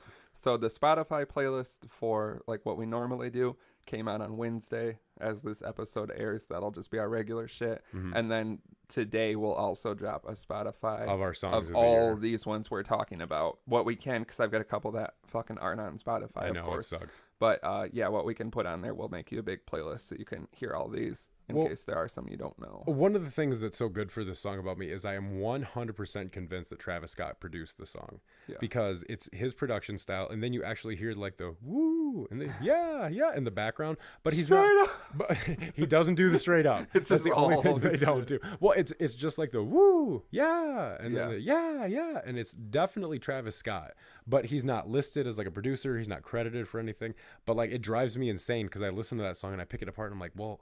And it's like some weird producer I've never heard of, you know, on the track because she's not like a huge. Because you can download everyone's little ad libs. I'll show it to you after the show, and I'll be like, "What do you think about this?" Because I want your opinion on it too. Because I have packs of like Rick Ross grunting and like Maybach music and things like that. You can just download all those and put them. Because there's one song I love that has Rick Ross's grunt in it, and it's just a random song. One super like unknown one I think people aren't aware of. Young Pinch. Is a rapper I found this year. He put out a really good mixtape. I can't remember what it's called. I should have written it down. But the song is No Good. It's fucking beautiful. It's got Key from Atlanta, Fat Man Key. And it's just, he's like, he's from California, a white kid, and just very like melodic, but like, I don't know, man. It's fucking good. That's the kind of shit we fuck with, though. We like it where it's like trappy but melodic. Yeah, and that's like, he does a very good job. It's very like, the whole mixtape he put out is like a very good summer vibes, but it's like a song about kind of like breaking up and being like, I've been up to no good, yeah. It's fucking, I still got to shout to you, but yeah, I'll talk more about him for the albums of the year because I want to shout him out. It's not a project of the year that I have on like my top 10, but it's a really good mixtape. He's got some other good songs on that, but that song is incredible, and I feel like people I've showed it to really fuck with it. So yeah, go check it out. Like I said, it'll be on the Spotify playlist. But Young Pinch, I think he could make some good shit. I've seen him in the studio with some people, and I'm excited to see where he goes. But that's definitely my favorite song from him. An artist I actually found this year with two songs that came out that were really fantastic. His name is Asadi, Asadi, and he makes Persian trap music. Which on paper it's all about rugs. Well, no, it has like a weird Persian sound to it, like you would picture, but it sounds like something you would hear in like a modern movie, I guess, if like Liam Neeson was going into like the Middle East to like kick someone's ass. Like it's something you would hear. The two songs that really stood out for me this year, he just put out one project. It was an EP, and then he had a single that came out. The single was called Throne, and off the 4-track EP, the song was called Nazari. And it's just very, very good stuff. I found out about him from a YouTube link recommendation. And what he does is he doesn't loop anything. He performs everything live on his drum pad. Yeah. So when he performs, he just like comes and sits out in front of the audience, and he just puts his drum pad in his lap, and he just does everything off of it. Shit. And I'll show it to you after the show. There's a bunch of stuff I got to show you. Yeah, but we're never gonna he just looks so cool because in the video I saw, he's like playing it, and he goes, I fucked up, and then just goes right back into the beat. And like it's so cool and organic because everybody's like jamming out to it. And the beat he used is a sample of Yoshi's sounds from Mario Kart. Beautiful. So he's making like this, and he makes these big sounding beats, and that's what sounds so good about it. It's these big trap beats, and then it's just like this cool just instrumentation and samples over the top of it. So really give him a shout out. Just check him out. We'll throw some songs on the playlist, but he has tons of shit on YouTube that you can't even find anywhere else because his official music, he's only got a little bit out. Yeah, check out especially if you're using samples. Look up the YouTube shit because like he actually does like all of his creative stuff on there, and he shows like just all the different sample packs he uses and how he does what he does, and it shows him using the settings on the drum pad and stuff. So it's not just good music, it's also educational if you're trying to get into that type of setup as well. Nice. Another like unknown one that will not be on the playlist because it's only on SoundCloud, but it's fucking incredible. It's In My Coupe by Rich the Kid featuring Famous Dex and Jay Critch. I don't remember how I fucking found it, deep diving on SoundCloud, and it's so fucking good. It's such a beautiful banger. It's got like a better like sample style beat, not like trap shit. Mm-hmm. One of the most ridiculous songs or ridiculous parts about it, it's the three of them and they trade off very well. And you know, Dex always has the beautiful ad libs, but he's got part of the chorus and it's like what is it? I just pull up in my coupe. I don't know what I'm gonna do. And then it's like, diamonds wet like water. Or no, diamonds yellow like the Flintstones. And the Flintstones aren't yellow. The Simpsons. I'm pretty sure he doesn't know the difference between the Flintstones and the Simpsons. I really worry about because I was sometimes. listening to it and he's like, diamonds yellow like the Flintstones. They talking shit that they been on. I'm in New York like I'm James Earl Dexter. And I'm like, that's how every one of his like flows though go. Like another one of the song. This is such a terrible song, and everyone I show this song to hates it. But one of my favorite songs that came out this year was "Made in China" by the Higher Brothers, and they have Famous Dex do the verse on there. And I mean, I don't know what they're fucking saying in Chinese, but it sounds good. And then Dex's part, his ad libs, he goes, "I got a bitch up in China. I do. I like the fucking vagina. I do." Yeah, I love. Yeah, his flow. It is very repetitive. And like, but it's like the Migos flow, you know. It's like, you know, who you're listening to when you hear it. His has more character to it. Like I love the inflection because he's like spunky about it. It's like he's almost got a little bit of that like Zaloopers or Danny Brownish to it a little bit, where he's like really animated. And that's what makes it better. And it's just more of like, it's more stylistic. Like Migos has the style of the triplet flow, which now everyone has. Yeah. But then they sound very repetitive. Sometimes it's hard to tell which one's which unless they're like Quavo or Offset. And take off not on. I'm at the point where I'm at the point where I've listened to enough of Migos that I can kind of start to differentiate. a little bit. Sometimes Quavo's is always crisper because he has so much auto tune on his voice. He's usually the one you can pick out. Yeah, for sure. But yeah, I do like Famous Dex a lot. He also, like, too many of these kids, the output of music is a lot, and it's not like concise. Like there's no projects, it's singles, and they're on this streaming platform, and then this, and then some of them are videos, and a lot of them are just on World Star Hip Hop. It's like, I need someone to like compile it in a folder and give it to me. Otherwise, I don't know how to everything that came out this year. Because I'll hear some Dex songs, and I'm like, cool, and then I find ones like this, and I can't even show anyone listening this because it's on Go listen to it on SoundCloud. I promise it's great and ridiculous. And yeah, it just gets lost in the ether. Lost, just like today's episode, with beautiful artwork. Oh yeah, but that fantastic artwork. By the way, it's my favorite artwork I've made. It's so far. so good. I got to tell you something about that too, which we'll forget to talk about. Yeah, we will. Say It by Flume featuring Tavlo was a great song that came out this year. Just the beat itself. The song itself is very sexy. I love everything that seriously, it's a very sexy sounding song. And there's music that I enjoy simply because it does sound very sexual. And that song itself is just very energetic. Like the lyrics themselves are very relatable and descriptive when you've just been like, you know, just fucking somebody. And it's like, and then, SG Lewis put out a remix of the track where he made the beat much chiller and took the vocals and pitched them down about 3 pitches, and so it's a much lower, chiller version of it, which I actually prefer to the original. The original is good in like a party setting. Yeah. So like on my party playlist, I have the original because it's like, you know, you want to keep the mood up, you want to keep things fun, you know. But then I play the remix for myself just when I'm just like chilling and hanging out because like it's just so good. I listen to it a lot on the way home from work, I realize. Yeah. Because it's just so chill that like I either need something like audacious like boogie to get me through like when I get off of work because I'm just so pissed, or I need something to just like calm me down, and that's always one of my good calm down songs since I've heard it. So yeah, the SG Lewis remix of Say It by Flume. Nice. Another random one I have is You're Killing Me by Remo Drive. This was on one of the playlists, and when I put it on there, I had just found it, and like I knew I liked it, but it hadn't gotten to that point yet. Clicked yet. And I came back to it, and I've like been obsessively listening to it for the past 2 weeks. It's like a I don't know what you want to. There's so many of these like alternative indie punk. It's almost hard to label them at this point, you know. And there's so many of them now. And so it's something like that. It's like, I love it because it's like starts very aggressive, like right off the bat, it starts right away. And then the chorus, it like slows down. And then like the whole second half of the song is like instrumental, and it gets really beautiful actually. But the one part of the chorus, it's like, you make me want to start smoking cigarettes so I die slowly. And it makes me wish I didn't smoke cigarettes so I could start smoking cigarettes. That's So how you could good die that slowly. song is. So I could Yeah. die slowly. It's fucking, yeah, it's great. It's beautiful. Like I said, I love when songs are like abrasive and then like have a beauty. I think those are my favorite songs, whether it's rap or this type of music or whatever. I love when it's like crazy and then has like a beautiful little break to like calm you down and then make it back into crazy. Like I think that's the best song structure for me. I know you hate this artist, but it's still, there's a couple of songs by this guy I'm going to have out on this list just because I enjoy Is it him. A$AP Ferg? No, it's not A$AP Ferg, but I do have an A$AP Ferg song on my list. I know you do. Ride with the mob, Alhamdulillah. Yeah, I know. We'll Shake It Up by G-Eazy with E40, Made in TYO, and 24 Hours. I know you don't like him. Made him. in Tokyo. But it's made in, it's how he stylizes I it. know.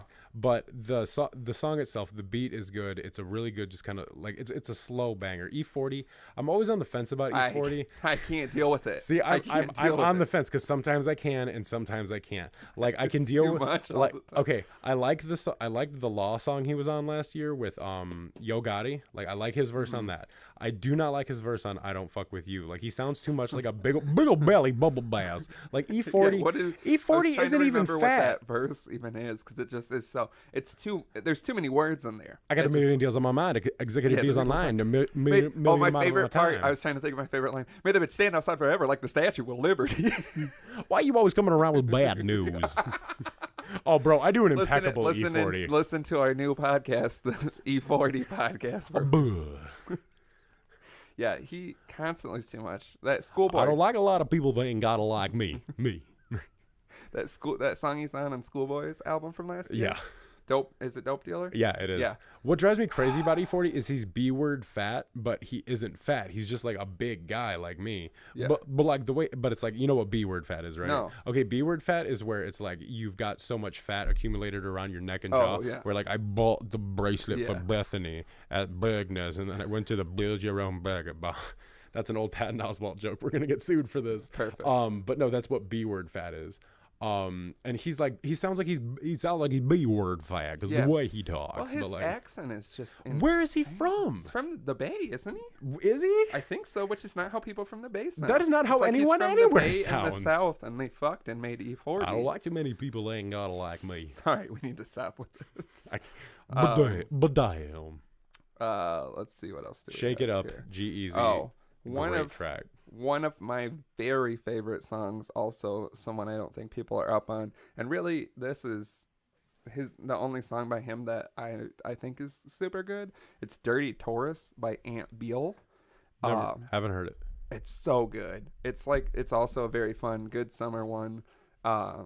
Just talking about like the chorus is like, I used to whip a dirty Taurus that said wash me on the back, and that's like the main thing. And yeah, it's just so like it's bouncy and fucking like energetic. It has a terrible remix as well with Rich the Kid, and I think that's the video that they push and the version that they push. Don't listen to the remix. Just regular Dirty Taurus, wildly underrated, very fun song. I still listen to that one like that. I don't know when that came out, like early summer, late spring, and I like every time it comes on, it's just so fucking beautiful. They got a line that's like, fuck the club up so bad they tried to sue us, is in the chorus. And I'm always like, I want to fuck a club up so bad that they think they have to sue me about it. Someday. So, we could get sued by the surf bar. By what? The surf bar. The fuck is the surf bar? Oh, that wasn't us. That's not even what that bar is called. Allegedly. No, that's genuinely not what that bar is called. It's okay. It's actually called the... It's okay. We don't have to talk about it anymore. No, that's not what it's called. You want to get blood on that Dapper Dad shirt, you bitch? Give me a song. Provider by Frank Ocean. Yeah, can we just wait on the Frank Ocean? Can we wait on that we got one? a bundle. We got to bundle everything. So okay. that can be like last. Okay, we can throw that in last. I'll be fine with that. I don't want to mention. I want to mention Brockhampton, but I want to save it for when we do the album of the year. Might as well save it because we can go on. It's going to be the same way with Lil Uzi Vert for me because there's like a bunch of shit he put out this year. There is one that I got to talk about, and I think you know what it is. If we want to talk about it now. Yeah, let's go ahead and talk about it now. The Way Life Goes. Oh God, absolutely. If that's that not is one by of far the best his goddamn, best song. his best song ever. And like that song, like that's what I'd like to hear more of from him. Yeah, just like I do like Uzi. It gets very repetitive. A lot of artists nowadays get very repetitive. It's just the way it is. Yeah, it's just the same flow and the same beats. That shit, like. It's so different. Have you heard the song that I think I played it for you? The song that's sampling the Oh Wonder song. Yeah, I listened to it after that song came out. It's like what makes that song so much better is when you realize that it does sample that song. The line where he's like, "I've been listening to this song," and it goes like, "I know it hurts sometimes," because it's like, at the end of the song too. It because brings in the actual sample. It's so good. It's like tells such a good story because it does, and that's one song where you're thinking of someone when you hear that song. Everyone has someone. Oh yeah, everybody's got that one person they think of when they listen to The Way Life Goes. And mine is, what's your favorite? Do you have a line? I have a line in that one that I'm just like, fuck. Like there's a line in it that makes me think of someone. Yeah. And it's where he's like, but I like that girl too much. I wish I never met her. That one, but that's the one everyone gets fucked up over. I get fucked up over that, and then I get because like I have someone very specifically for like that whole song. But the one line where he's like, "She don't want me, then I'm gonna let her." Yeah, that's what fucking hurts me. If she and that's such a nice line for a rapper to say. And it is, you know but what like I mean? It's so heartbreaking. It is like, can you imagine? Heartbreaking. Can you imagine loving someone so much that like if they didn't love you, you're just gonna let it happen because you just want them to be happy so bad. But that's what we need more in rap, isn't like that? More of like she doesn't want to love me, so fuck that bitch. But it's like, but like if she doesn't love me, I love her. I respect her so much, and I love her that I just want her to be like, god damn. Yeah, Uzi, who broke your cute little heart? Yeah, Uzi, who hurt you? Who made you look like you're somewhere between the ages of 7 and 444 plus 222? Breathe in, breathe in. But yeah, by far that is the best Uzi song. There's so many lines in that song. Wish I never ever told you things. I was only trying to show you things. God, yeah, that's a. We was in Hawaii looking at rays. You'll get over it. Yeah. Now I'm I could ruin this song forever for you, but I won't. Broke boy. Yeah. That just goes to show me money ain't attractive. You'll get over it. And you've already ruined Uzi for me. Oh no, I can't. We've ruined Uzi. Mask off, remember me. You're gonna fucking. Okay, that's a song I'll throw out there for one of my favorite tracks of the year. This is gonna go on the albums list too, but G Herbo's "Humble Beast" is definitely on my albums of the year list. But the song specifically he did with Lil Uzi, "Everything," it's so quick. It's not on my list. It's not even 3 minutes long, and it just slaps so hard the whole time. 808 Mafia, hit the scene so fresh, so motherfucking clean. Like it just goes so hard right off the bat. Though that I have both. I like obviously. I like everything. Obviously on I there. think we have put this out here at least through osmosis from us just saying because they're both so catchy. Like. Mm-hmm. There's so many things now where I'm like, bitch, everything. Yeah. Like all the time It's just like idioms that we have and we speak because of this album now. And that's what, and same with I want that stupid bitch. I've yelled since I heard that song nonstop. Oh, God. I always go, why your eyebrows fake? Yeah. Bitch, erase that God. shit. I feel like oh, God. How many times? Since just this summer. Because that's when the album came out. You showed me I like, and then you showed me everything too, and I had found it too. Yeah, that whistle. Yeah. Yeah, my name's G Herbo. I like nasty bitches. I like classy bitches. Did you watch the music video? I keep not watching it for some reason. You have to, because it's the edited song that's in there. He goes, yeah, my name's G Herbo. I like nasty girls. I like classy girls. Yeah. And then he goes. That's a smart move, though. No, radio. And then I want that stupid trick, bougie stay. Yeah, it's usually a trick if we're trying to stick with bitch. And he goes, he doesn't go, bitch, I'm high as fuck, I'm just trying to fuck. He goes, bitch, I'm high as hell, I'm just trying to nail. Wow, he did a good job. It sounds so awful though, because like I wasn't expecting it at first. Yeah. And I was actually at a dude's house. I was at Justin 815 the Bag's house when I watched the edited video for the first time, and we pulled it up, and I was like, yeah, man, this song is so good. I was like, I show everybody this song, you're gonna love it. And he is like, yeah, my name's G Herbo. I like nasty girls, and like you can tell it's like he like recorded it differently, you know? Yeah. I want that stupid trick, and like, and he's like, wow, this song kind of sucks. I was like, it's the edited one. Just play the real one and watch the video later. That song is definitely a Dad Squad song. Like it's such a Dad Squad song. And that's, I think, out of any of them, I think that's like the Dad Squad anthem. And and also that fucking second verse on I Like is just bitches love me, try to hug me, but I'm not a puppy.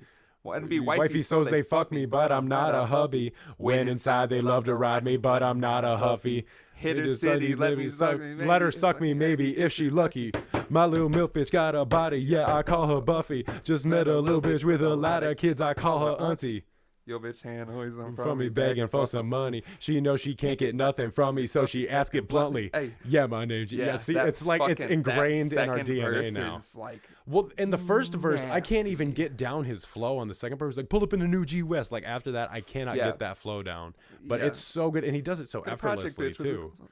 With her seatbelt on, throw a little deuce in the ride. Can't trust no bipolar bitch, can't trust because you can't tell from the truth. Because you can't tell one from the bipolar bitch. Fuck around, tell the truth from the lies. Yeah, all right. So we just said that whole song. I'm fine with it. That's how much we love that fucking song. Yeah, that's so definitely good. Like a top 5 song of the year. Well, and got then to see it live. Well, and then we also my have dick ripped through my jeans because my boner was so. And your wild. dick went mask off. Remember me?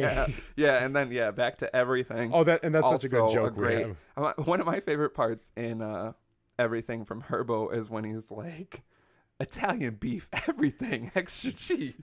Because it's just such a random. He's like, Italian beef with everything, something extra cheese on it. Italian beef with everything, extra cheese on it. Because he's like, I did every drug except for coke and dope. Nope. I fired every gun. 40s blow the most. I'd like an Italian beef with everything and extra cheese. It's like the most random thing. Well, I mean, like you got to think about it, though, man. If a man does that, if a man does everything like that, you just give him what he wants. But in Chicago, Italian beefs pop off too. Oh, they pop off everywhere. There's an old Herbo song, and it's one of my favorite lines by him. I can't remember what song it is. It's off of Welcome to Phaso Land, and he says, "Make my bitch order my food because I'm not trying to stand in public." And I'm like, God, that's the dream right there. That's the power. I want to be like, bitch, go order me an Italian beef with everything extra cheese on it. Don't get it wrong. I don't want to be seen. Bitch, go order me a chicken sandwich and some waffle fries. Oh, classic. Classic. But then, then Uzi comes in on everything.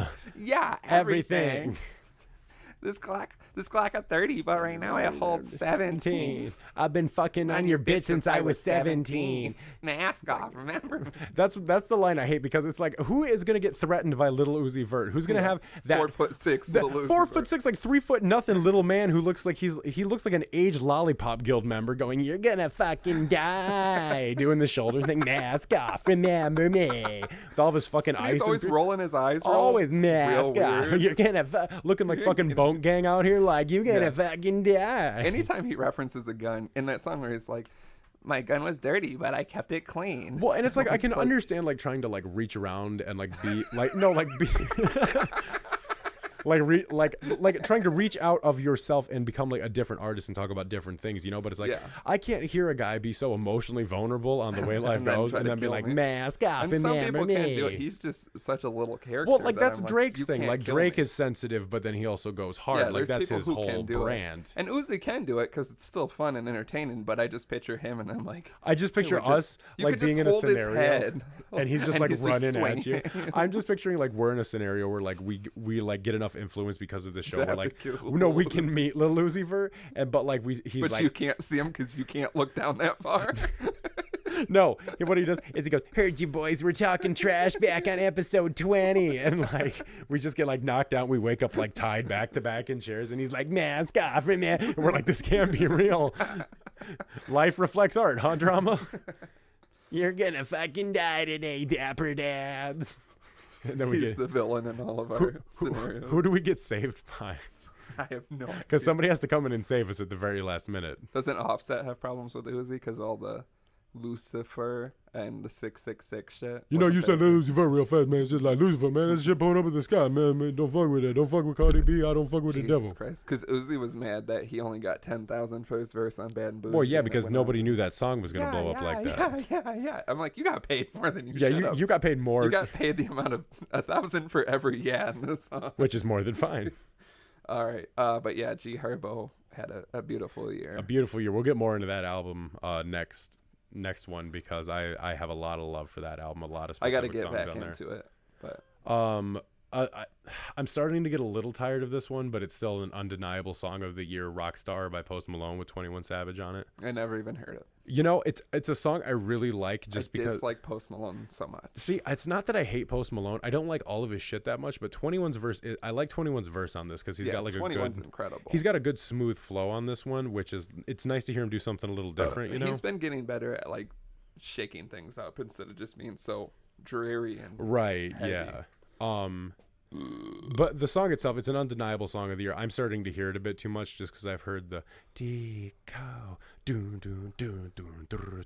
I've been popping on the fucking Philly, man. I feel just like a rock star. Like I've heard it so many times. It's like I just don't know if I can do it anymore. That's how I feel about Congratulations. Oh, I can't even do Congratulations anymore. I've heard it I never much. even listened to it myself. I've just Well, and, every like, time I'm in a venue, I hear it's it. like, Well, and it's like I threw it on my party playlist, and like at my Halloween party, I was like, people aren't even gonna care. And like I threw it on there, and everyone still got super turned up to Congratulations. I it see gets people like I turned. said at shows, I hear it and everyone's going crazy. Yeah, And it's not a terrible song. I just don't like him. yeah. And yeah, one I got Catch Me Outside by Ski Mask. Anything by Ski Holy Mask. mother I got God. some Ski Mask coming up on this one. This is his year. Oh, absolutely. And did you see the features and everything for his next album? I'm very excited for Oh, his it's going to album. be so his good. flow is like, out of anyone coming up right now, a How lot is of you flows feeling, are bro? similar. You can call me Fro because I'm feeling fantastic. Yeah, that Which one one's would you be, bro? crazy. You can call me Mr. because my money like elastic. But yeah, that whole Catch Me Outside shit is just fucking. Probably if we're just gonna touch on Ski Mask since we're already here, one of my absolute favorite songs of the year, at least in my top 3, is "A Chew" by Keith Ape with Ski Mask the Slum God. That's also very good. And it's one of the most just dumb, like there's no lyrical thought process in this song at all. At the same time, they recorded a track called Underwater Town with they used the South Park theme song. Yeah, I know. Did you hear that? Yeah. Going down underwater, going. I hate South Park. I know, like it's because nobody our age likes South Park anymore because we're grown never up. Did. But no, it's a Chew is one of the best songs I've heard this year, and everyone I show that song to, they're like, God, that song is fucking terrible. And then a week later, they walk around me and they're like, God, I'm be sick. And I love watching the video because Ski Mask looks like really nonchalant. Like he's the kind of turn up I want to be, because I feel like when I turn up, I get like fucking crazy because there's like so much of me, you know. But like he's just like, you know, he just kind of looks kind of bored, and he's like turn up. He's like, the Catch Me Outside video is one of the best videos of the year. One of my favorite things is when he's in his hotel room and he has the lean in the mirror and he does the shoulder thing. And he's looking in the mirror, and I'm like, that's me in the club when I've had too much to drink. Is just that look. And then the video when he's leaning out of the car and the off-white hat falls off, and the fucking look on his face because he like leans back. And the best part is at first when he tries to get out of the window to do the shot. Like a lot of rappers in the video, you're not gonna see like them looking awkward. Like that's the whole like shit with rap, is like you gotta look perfect and you gotta be like very presentable. He gets out of the window so awkwardly, and I feel like it makes me happy and relatable because I feel like that's how I get in and out of vehicles if I'm like trying to hang out the window, and he just looks so like weird, uncomfortable. And then when he loses the hat, the look on his face when it falls off, and he like turns around and tries to grab it, and he's like, fuck. And I listened to a whole story about it. It was his buddy's hat, and he was like, can I use it for the video? Off-white Virgil hat. And the guy was like, you can't lose it. And he's like, I'm not gonna lose it, we're just shooting the video. They did it, and they kept that scene, and they kept it going, and they were like 2 blocks up in the middle of Times Square, and he jumped out of the car and ran back, and the hat was gone. So he had to give his buddy a couple $100 for the hat. Oh my God. And yeah, that video is incredible. That song is great. I don't know if this Ski Mask song came out, Adventure Time by Ski Mask. Yeah. I don't know if that came out this year. It's still good. And end of last year, early this year. That was the like first one that I really got onto by him. But yeah, his flow, and when you listen to him in interviews, he like talks how he raps. I think that's how he raps so good, and his flow is insane because it's just like how he fucking talks. Because some of the shit, I should have written down some of the parts for Catch Me Outside, but there's some flows in that song where it's just like, well, and he bounces back and forth between flows. She gonna stumble on my dick like Chicken Jill on a hill. It's like, what the fuck? It's like, and how does he just sound so impeccably fast when he does it? And, it's not that flawless. he's just fast; he's also good. Like, because that's my big beef with Eminem, is that he's technically fast, but his lyrics, he's a good technical. Eminem's rapper. whole thing is that he wanted to be like the best rapper, but like the best of it, not like. He just wanted to be the fastest, the most technical. He didn't want to be the one with the most soul, the most lyrics, you know. With Ski Mask, he has some depth to some of his lyrics, not all the time. You know, he can do that ignorant, like, trap shit. But, like, Kendrick does that, too. You know, he can do the ignorant shit, but he can still do, like, the really good, meaningful shit, too, you know? I love the line in Catch Me Outside where it's something like, told the bitch, be careful, my dick long is a limousine or something. And he's like, I don't want to eat the pussy if it just smells like Hennessy.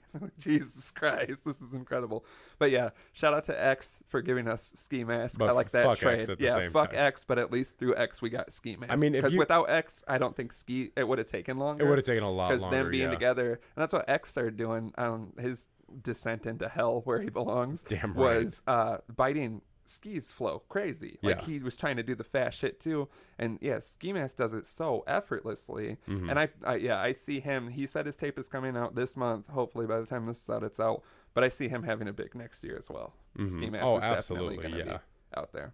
You got another one? Yeah, I got tons of them, man. Yeah, I got quite a few more too. The song Phases by Alma with French Montana was one of my top dance songs of the year, just because that's one of those songs where I hear it and I'm definitely just going to start jumping around doing crazy shit afterwards, because it's got just the dance hall beat that, you know, Drake made popular, that doon doon doon doon. But like, it's done so well, and she's got such a really nice smooth voice. It was written with Charlie XCX, if you're aware of who that is. She helped write that song, and it really shows, because it goes like you, and it's very like just the way she sings.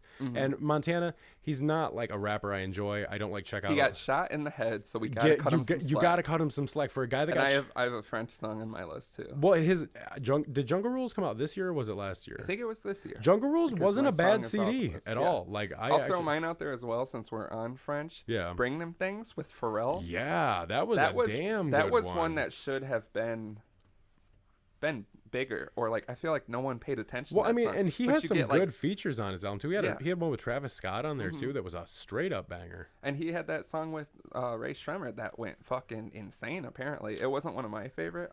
Unforgettable or Unforgivable. It wasn't with Ray Shremmer. It was just with Swaley. Swaley did the hook on it. Yeah, that thing apparently was multi-platinum. It's so good. But yeah, the Bring Them Things, like you get the classic fucking Pharrell, like that NERD sound, and the skateboard, and just fucking that chorus. When I pull up, they know it's me. Come and talk to me, like Jodis. God, yeah, that one was one that when I heard it the day it came out, and I was like, I'm gonna be on the boat, I'm ready to go, and then it just didn't go anywhere. And I hate when that happens, because it was like, I like being up on songs that pop off, but then you get so many where you're like, this should have, and it's such a fucking wild market. But that definitely, like, Pharrell, and like that good quality Pharrell verse, and French referencing modern raps from other people, because he does the mask off thing at some point in that. And yeah, like I said, he's shot in the head, so even if he's a little dumb gotta sometimes, give him a little slack. Holy shit, at least he's alive. But yeah, definitely Bring Them Things. A few more I just realized I have on my list that were like everywhere that we can run through real quick.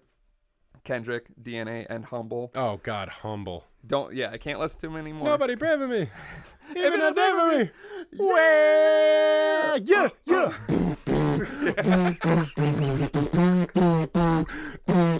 I'm gonna have to edit that down. I can't listen to either of those anymore. But they that was what, and we'll get into it with Damn. I need Kendrick, make an album of bangers. I get what you're trying to do. You got a lot to say. Give me 2 albums then. Give us the conscious one with the serious shit and the very experimental, your baby voice, album. All your fun little horrible choruses that you love to do. And then give me, like DNA, Humble. Mad City is one of the greatest bangers of all time. Every time I'm in the streets, I hear yak. I really like every time I'm in the streets, I hear yak. Every time I'm in the streets, I hear, yeah. Batten down! Where are you from, buddy?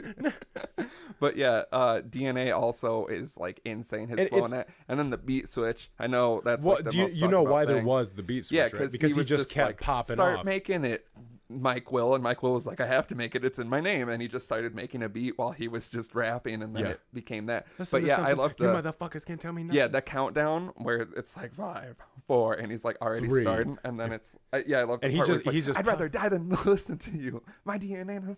Oh yeah, that DNA I think is crazy. Like it's undeniably one of the best songs of the year, just in terms of flow, lyrical content, because that man pops off on that song. Like you can't deny that's what I mean. Like, do that more. I get what he's definitely like the fucking spokesperson for like conscious rap now, right? And he's good at it, and I'm not mad about it. but I still need the bangers. I was glad because I felt like that's what happened with To Pimp a Butterfly. There's not like one like banger like that. Well, and it's like All Right was meant to be the banger off of the album. Yeah, and but King that's not Kunta, but the like bang. You know what I mean? And the only reason I ever Doesn't saw slap in the whip. Yeah, the only reason I ever saw All Right as a banger was when I finally watched the video and I saw everybody jumping during the chorus. I didn't know what to do during the chorus the first time I heard that live too. When we saw Isaiah, he ended with that. He just played it, and everybody went crazy, and it was beautiful. I think it was the day that Trump got like into office, so it was like went crazy.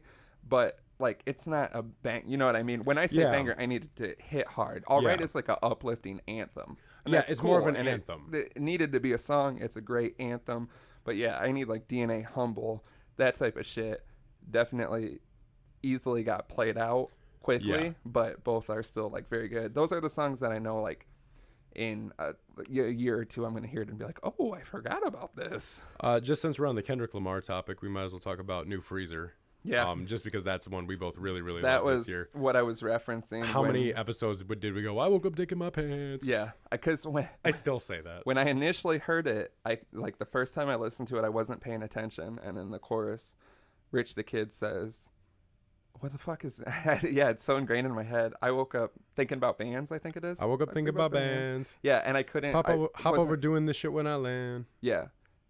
And when I initially heard it, I just kind of heard it, and I was like, is he saying I woke up pissing my pants? I hear I woke up dick in my pants, and it's like that's where it usually is. I woke up pissing my pants, and that's like all I could keep hearing. And I was like, oh yeah, that would be terrible to wake up pissing The great your Dapper Dad debate of 2017 is what the fuck is Rich the Kid saying? What's your dick doing, buddy? I woke up dick in my bed. But yeah, this is what I mean when Kendrick gets on like a ratchet song. That's what I want. Because Kendrick go in the play and I do every day.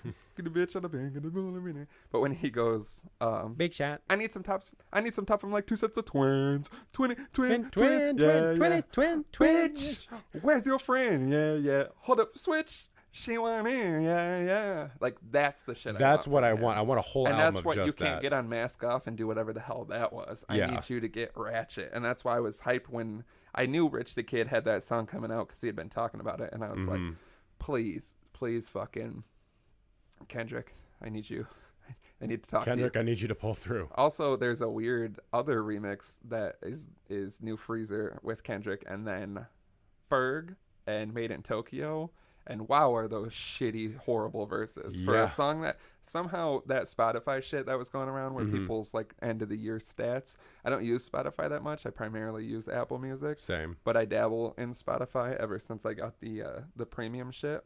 And I had like, for some reason was using Spotify mostly for like a week, and it was the week New Freezer came out, so it's like your number one song is New Freezer, and I was like, I don't feel that strongly about it, and I was like, oh yeah, it's literally the day it came out, and it was the only way I could listen to it was on Spotify, so I just listened to it like 20 times, and that's what ended up being my number one song. But it's not right. It's not accurate at all, because I got a song that we'll get to that I've listened to a scary amount. And some other good ones to choose from. Deserve by Chris Wu with Travis Scott on it, I felt like was one of the good, more poppy songs that came out this year. Just because that's what Travis Scott is good at. He's either good at either doing the really good, like, I don't know, what would you... Dark rap? Like that... Dark ambient. That dark Kanye style, the dark fashion rap, I guess you could call it. I don't know. Like that, like really dreary. He's good at that, but then he's also really good at... Atmospheric rap. Yeah. Not atmosphere. Like that nocturnal rap, I guess is what they call it. Like what The Weeknd used to do back in the day. Yeah, something. Yeah, like... very dark and but no, this is one of those times where he pops off with like some more trappier sounding bits, and I like Travis Scott when he does that, because it's like I feel like he can take himself a bit too seriously sometimes. But it's like when you hear him just let loose and kind of have fun on a hook, it's like that's the best Travis Scott, when he can just have fun and do whatever he wants, you know, because it's like I feel like if he has something to work with, he can add his own flavor to it, but if it's just himself, he just goes for that like dark atmospheric stuff, you know. So that was definitely one of the ones that I was spitting quite a bit this year. I know that's on an earlier playlist we had. Another one that I forgot to mention as far as the Everywhere songs that was like fucking insane. I'm the One, DJ Khaled, Chance, Quavo. I mean, it's good shit, but I've heard it way too much. Yeah, that one really got burnt out. Shit up on that Gucci belt. Yeah, that one. But yeah, just to touch on that, because that is like undeniable fucking one of the songs of the year. Very good. We touched on it on our songs in summer because I feel like it's a very good summer song. Plug. I'm the plug for. Except for Wayne's verse was not good. But yeah, that's all I really have to say about that. Yeah. What are we? Sci High the Prince, which is an album I'm going to talk about next time. But the two ones from that album that stood out very, very much for me were Dat Side featuring Kanye West, because that had one of the, and that was actually based off of one of his first freestyles he ever did. Yeah. And because he's only been trying to put that album out for like 12 years. Yeah, right. And so it's been around for a while, but man, Kanye goes off on that song. Yeah. He's got that kind of lazy, like sleepy sounding flow, but it works with the beat, because the beat is like, that's it one of kind those, of just jumps it's around. One of those a little Kanye bit, songs, Kanye features you get before a good album's coming. Right. So, yeah. So 2018. hopefully Yeezy season coming back. Beautiful Scars by Kevin Gates is one I wanted to throw out here too.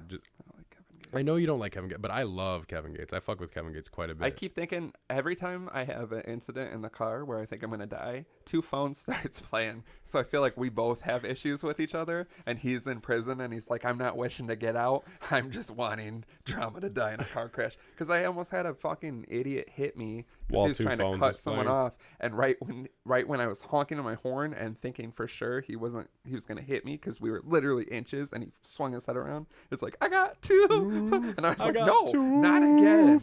I had to drive home in a massive not again thunderstorm where I could not see the highway I was on coming back from Madison, and Two Phones started playing and the car started shaking, and I was like, this is it. I'm dying to Two Phones. And the cops and the paramedics are going to come and be like, let's listen to fucking Two Phones. I'm going to make sure that if you die before me, the Two Phones is played at your funeral, and I'm going to be like, no, I have a funeral playlist and it does not include Two Phones. Well, if you're dead, how are you going to stop me from putting Two Phones on it? When I got my new phone, and I was here that night, and I left, and I think we had went, or no, it wasn't that night. I had gotten $300 out of the bank for something. I had 2 phones and a backpack, and I think I had a couple beers. And on the way home, I was like, if I get pulled over, I can't. Like, there's no way I can talk myself out of this. Why do you have 2 phones and $300 in your pocket?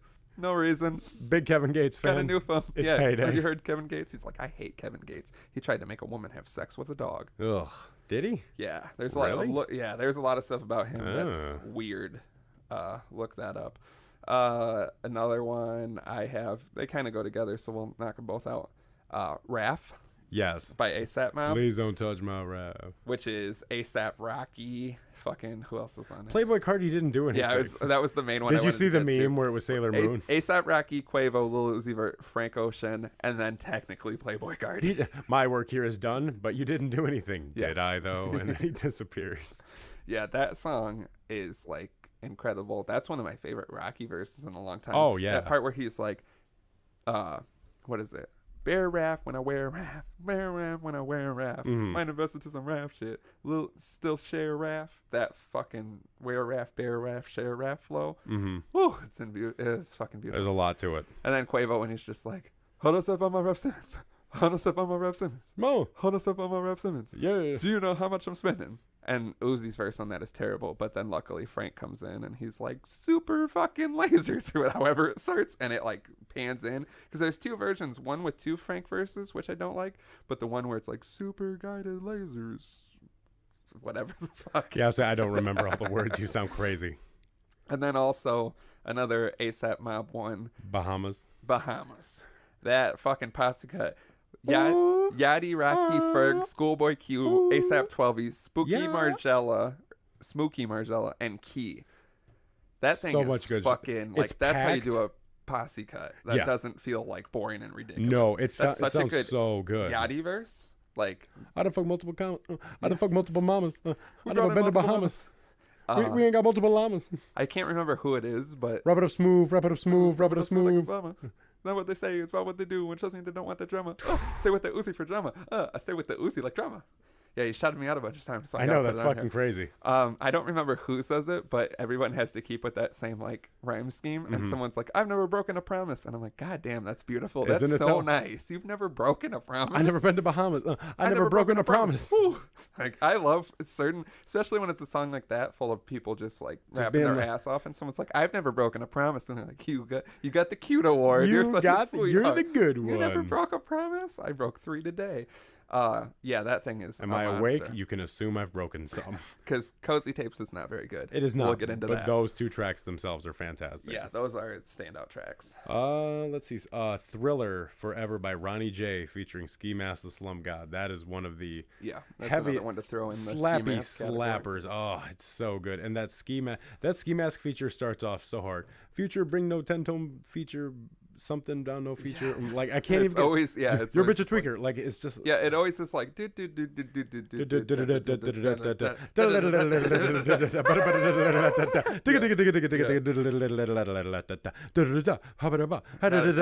like you just created a new song. I want that money forever. I want that money forever. I did not know Ronnie J had produced so much shit until I looked into it. He produced a lot of shit before that one song we all know him for. Oh my god, Ronnie. His verse on Equalizer by Denzel Curry is always going to be one of my favorite fucking verses. Yeah, because he produced Threats by Denzel Curry, which is my favorite Denzel Curry song. That thing's insane. Because my favorite part in that song is that there's 2 great parts. Did that album come out this year? Or was that last year? Equalizer? I don't know. I think it was. If it was this year, that's definitely another one of my songs of the year because Denzel's part goes so hard because that's where he's like, I am so ugly with a face only a mother could love me, loneliness, and I'm just like, yeah, I'm fucking ugly too as I'm listening to it. That's what we need is more empowering raps. But then it goes like dun dun dun dun dun dun dun dun dun. I fuck that bitch, she's a fake, yeah. And like Ronnie just goes so hard and he goes, ice bag on my nuts, watch what I do next, come in on her chest. I fucked that bitch right to sleep, yeah. And it's like each verse is better than the last, and then he ends it with look, her panties so wet, yeah, ride my wave, yeah, I'm paid. And it's like, God, like how can you throw so much good like ad-libs, one-liners, and melody into one fucking like guest verse? It's too fucking good. I love Ronnie J. You got the Midas touch, buddy. Everything you touch turns to beautiful, disgusting, I've heard crappy a couple gold. Recently that aren't too great. Oh, I fucking love Ronnie J. What else do we got? If there's a song that we can just both gush over for a minute, I'd like to talk about "Betrayed" Yep. by Lil Xan. I knew it. God. Shout out Lil Xan. Shout out Lil Xan. You don't know how to tie your shoes, but God, you know how to. God damn, you know how to make a song that makes me want to be sad all day. Yeah, that's another one I gave to the Dad Squad. I'm in the streets. I hate that I'm in the streets. I want to blow up and make history. It said she hates my Insta feed. Stop doing Xanax. Yeah, please stop doing Xanax, kids. Don't ever try to do Xanax. Don't. Just stop with this drug culture. Like, I understand it's cool. And the dads are more than fine with getting fucked up. If you want to get fucked up, that is fine. But, like, stop killing yourself. So many fake drugs. Everything's fake.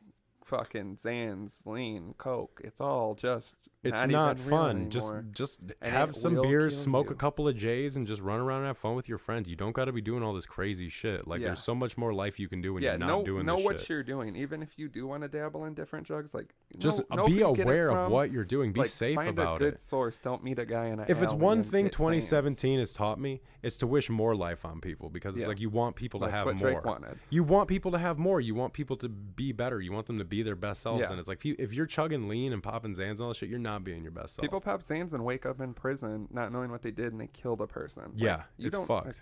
It's too much.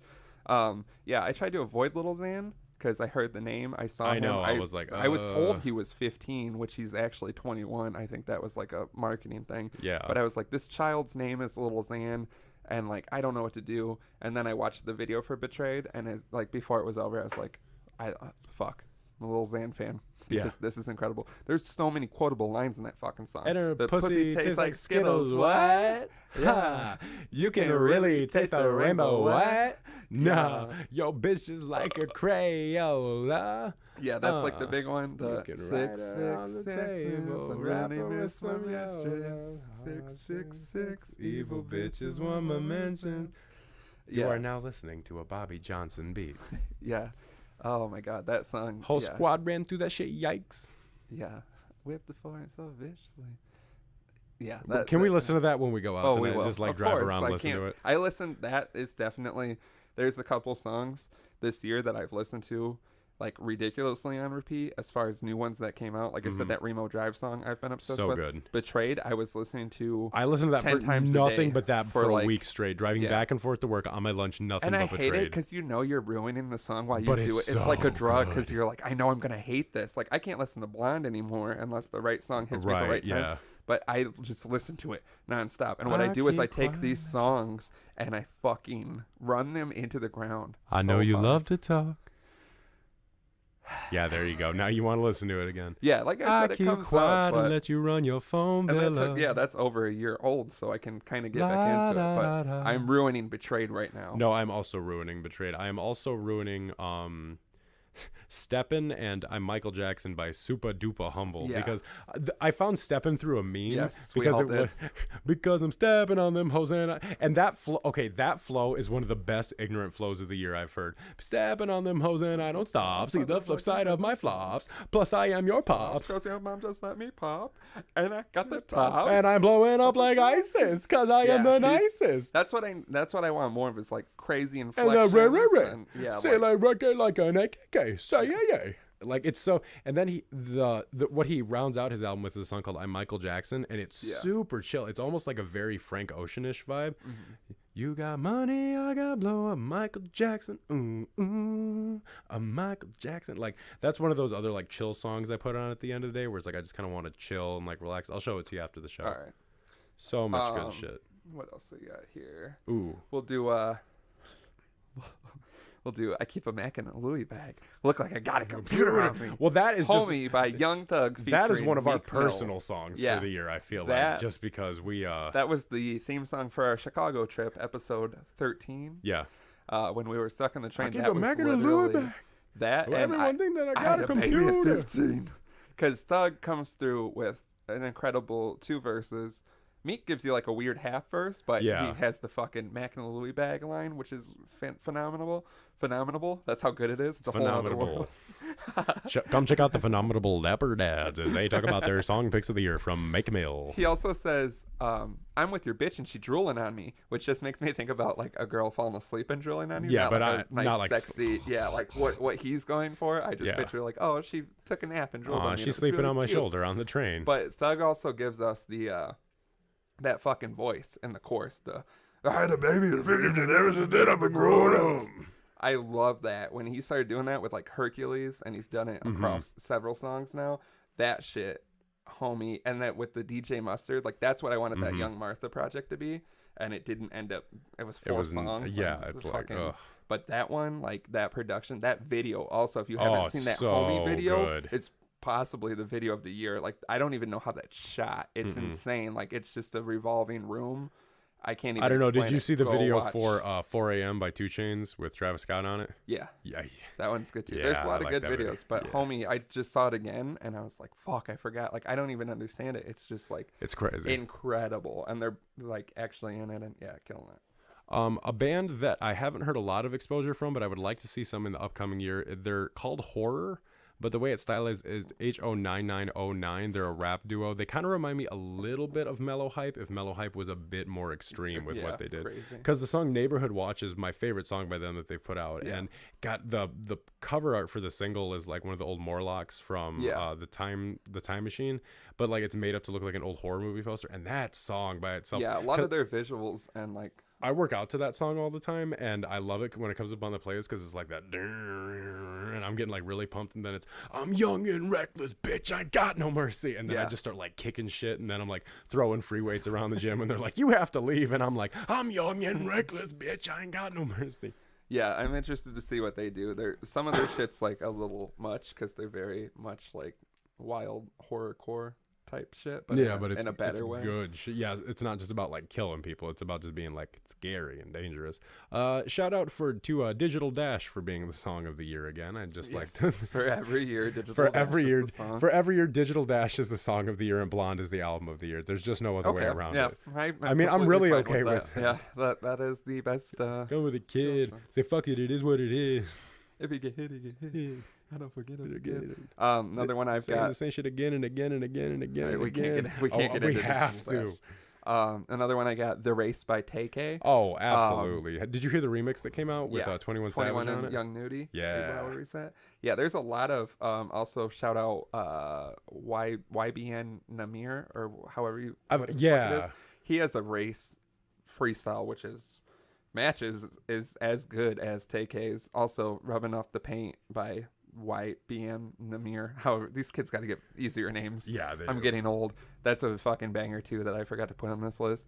But the race by TK is fucking fuck a beat. I was just the shit in it, which I don't know what's going on. He might have murdered 2 people. There's a very good I can't chance he condone murdered him. 2 people. In the video, he stands next to his wanted poster holding like a pistol with a 30 on it. And I'm like, that's incriminating. He's real about his shit. You know what I mean? I can't condone it. Don't kill people in a Chick-Fil-A drive-thru. But we've all tried to go to Chick-Fil-A on Sunday, and they were closed, and someone's got to pay for that. Someone's got to pay. Shout out Chick-Fil-A, you're the sponsor. But yeah, the fucking and it's shitty because he kills people. But when he's like, I woke up too moody, who gonna die today? That's one of the songs I've had to stop listening to while I'm driving because it makes me very angry. He's like, shoot a fuckboy in his motherfucking face, and someone cuts me off, and I'm like, oh, you're gonna die. I'm gonna do the race. You caught me listening to TK on the wrong day, motherfucker. You caught me listening to that one song he has. He has other songs, but he's already in prison probably forever. But at least he gave us the race. Free TK? Yeah, maybe now free Bobby before anybody. Yeah, we've got a hierarchy. Yeah, and the hierarchy starts with Bobby Schmurda. He's a political prisoner. Of course. You got more? Yeah, I just got a couple more left. I just got a couple more. We're saving the best for last. One of the best songs that actually came out this year is one that I don't think most people would assume from me when they listen to it. It's called Better by an artist called Mallrat. She is a young New Zealander who does just kind of like. I feel like I've heard about her. Well, I put that song on the last playlist. Yeah, we but put I out. feel like I watched a thing or something. It's so goddamn catchy, and I'm always gonna have this weird like place in my heart for like indie music and indie tronica because like I just love that shit. Like there's just something so like kitschy and creative about it, you know. But that song specifically, the melody, like, and that's one of the few songs that came out this year where the words did it for me with the music, because a lot of times it's just the music that does it for me. Like the music makes me feel a certain way. But with this, she has a verse where she's like, you got a little bit high, you're looking better than a better, I hope you're feeling better. And I'm like, yeah, I can relate with that. That's, you know, nice. And then the chorus, she says, the sun was in my eyes, the hope was in the skies, I couldn't ask for anything because you're always on my side. Everyone's alive, so everyone's all right, but baby, when the summer ends, I drift away from all my friends. And that's kind of what I've done the last couple of summers. That's like I was listening to it and I was like, I'm feeling personally attacked by a girl from New Zealand, because if you don't know about me already, I realized about myself this year is about the last 3-4 summers I have pushed everybody away except for a few select small group of people. Yeah, I would love to be personally attacked by a girl from New Zealand. But wouldn't we all? But no, you're one of the few people who stuck with me throughout every summer. I just can't. I was saying I can't get rid of you. Get rid of me, bitch. Everything, bitch. Everywhere you go, I'll be there by your side, loving you until the day we die. I sing everything to one of my cats at home, and he's my older one, and so all he does is just like the white one. Yeah, he just eats and sleeps pretty much. Isn't he so great? He just looks so great. Oh, he's so wonderful. And whenever I pick him up and I'm like, hey Cole, what you do for fun? Mostly eat and sleep. I also love how much singing we've had in this episode. It's been good. You guys been a lot are glad of fun. to hear our horrible voices. Oh yeah. But no, definitely that Mallrat song is one I could recommend everybody check out. One of the only other songs that I wanted to super mention that I've been playing a lot is Death Wish by Comethazine. Is that how that's pronounced? Comethazine. I think it's supposed to be like promethazine, but it's Comethazine. Yeah. A death wish, bitch, I got a death wish. Yeah, go look at him on SoundCloud, not on Spotify. There's like 4 things on Spotify. SoundCloud, there's a much better song by him. I can't remember what it's called. It's very Cardi-esque. He even shouts out Cardi. It might just be called Broke Boy, like Cardi's song. That's the one I found that I love. On Spotify he's got like 2,000 plays or something, but he's like mildly popping on SoundCloud. That's one of my best like deep dig kids I found recently, which was very recent. But yeah, I spend too much time on SoundCloud. I say that's pretty much everything I've got for songs, just because there is a lot of other songs in that playlist, but the ones I think about where like I've just played them a lot. The only other one I can think that I played a lot was Paddock Water off of the Super Slimy project, because that project was at best. Oh yeah, we'll get into that. We'll get into it, but that song I mean, how often did you hear me singing that off? Oh yeah. Yeah, that song is good. I love Killed Before off that, which we'll get into next episode. No, I've been killed before. I have 2 more, which are 2 grouped songs. Of course, we had to mention it. The God, the GOAT, Little Pump Gucci Gang. Gucci gang, Gucci gang, Gucci gang, Gucci gang, Gucci gang, Gucci gang, Gucci gang, Gucci gang. I also another. It's a song of the year. I can't say that it's not. Song of the year. I liked the Joyner Lucas remix better, but no, he fucking killed it. He fucking killed it. I don't need man. to hear someone rappity rap over Gucci gang. But it sounds so good. No, Gucci gang, Louis gang, Prada Stop gang, all these taking gang. popular dumb lot songs of everything. and try to make them. I don't into wear a something whole more. lot of name brands. But yeah, Lil Pump was someone else I tried to. I tried to avoid. stay away from, but I can't. It's And my too thing, good. I have it on here too. Molly was the song I heard by him and was like, okay, I can't now. What was the one where he's like, dick up in the throat, dick up in I the don't throat? even remember. It's one. The It's Boss. I think so. Yeah, but Yeah. like that album, I was surprised how much I liked that album by him. Yeah. It really upset me. Yeah, it is a decent album. You have to look at it like, and we'll get into this with albums of the year. You can't look at all these rappers on an even playing field. No. Lil Pump is a very specific thing, and Lil Pump has had a ridiculously great year. And great Gucci year. Gang is a stupid song. When I first heard it and heard people saying it everywhere I went, I was like, this is so stupid. 95% of it is just Gucci Gang, but it fucking slaps and it's blowing up, and it is Everyone's like a song listening you to it. cannot get away from. And like, that kid knows what he's doing. He may be completely mentally handicapped because he's constantly on Zanzaline and shooting guns out I of read cars. a thing today. He smokes 4 ounces There's not of even weed a day. That's not even possible. No, it's possible. It's There's- very possible. I don't. Highly He's possible. 16. No, I mean, I don't possibly care 17 how. now. You clearly are not with the kids these days, man, because the kids these days are doing tons of drugs and they're doing a Oh, I lot know. of them all at once. But like, that's what I mean. Look at that. Fucking 16-year-old kid with the braces is fucking blowing up and being a insane drug addict. I mean, what are you gonna do, man? It's 2017 going into 2018. It's just the style of the times at this point. All right, Grandpa. I used to be with it back when it was cool, but then they changed what it was, and now what it is scary and weird, and it's strange to me, and it happened to me, and it's gonna happen to you too. So yeah, shout out Lil Pump. And then of course, what we've all been waiting for. This is probably my song of the year. And it's like 3 to 4 songs. Frank Ocean blessed us, not an album, but album several. quality songs. Yes. So we'll go backwards. I'd say Provider I did not really get into. Provider was my favorite. Out of all of them? Out of all of them, yeah. Holy shit, I kind of want to fight you. Because one of them is so good. Feelings I know. Biking was great. Biking is great. Jay-Z's verse is not Did you good. get that picture I sent you this week of the fake Jay-Z verse, the helicopter Yeah, thing? that was. Yeah, And I specifically, because you read it in his Yeah. voice, didn't you? And I specifically told the dealer, do not sell me under any circumstances more helicopters. But yeah, biking. Frank's part is beautiful. I cut Jay out. Tyler's verse is whatever. It's better. It's Tyler. It's better than normal Tyler. I feel like because it's a song about biking and Yeah. that's like his wheelhouse. But yeah, fucking Frank's verse. My second favorite is Lens. Lens was is very good. So beautiful, and there's so many lines in that where I'm just like, Frank, you know me. It's like I wrote the song, but hands down, I forgot about it, and when I was thinking of the song of the year for me that I've listened to the most and fucked with the most is Chanel by Frank. Yeah, it is a good song. Since that came out, like I listen to that all the time, and I forget about it, and it's so fucking good. Oh, my guy pretty like a girl, and he got 5 stories to tell. I see both sides. That last part.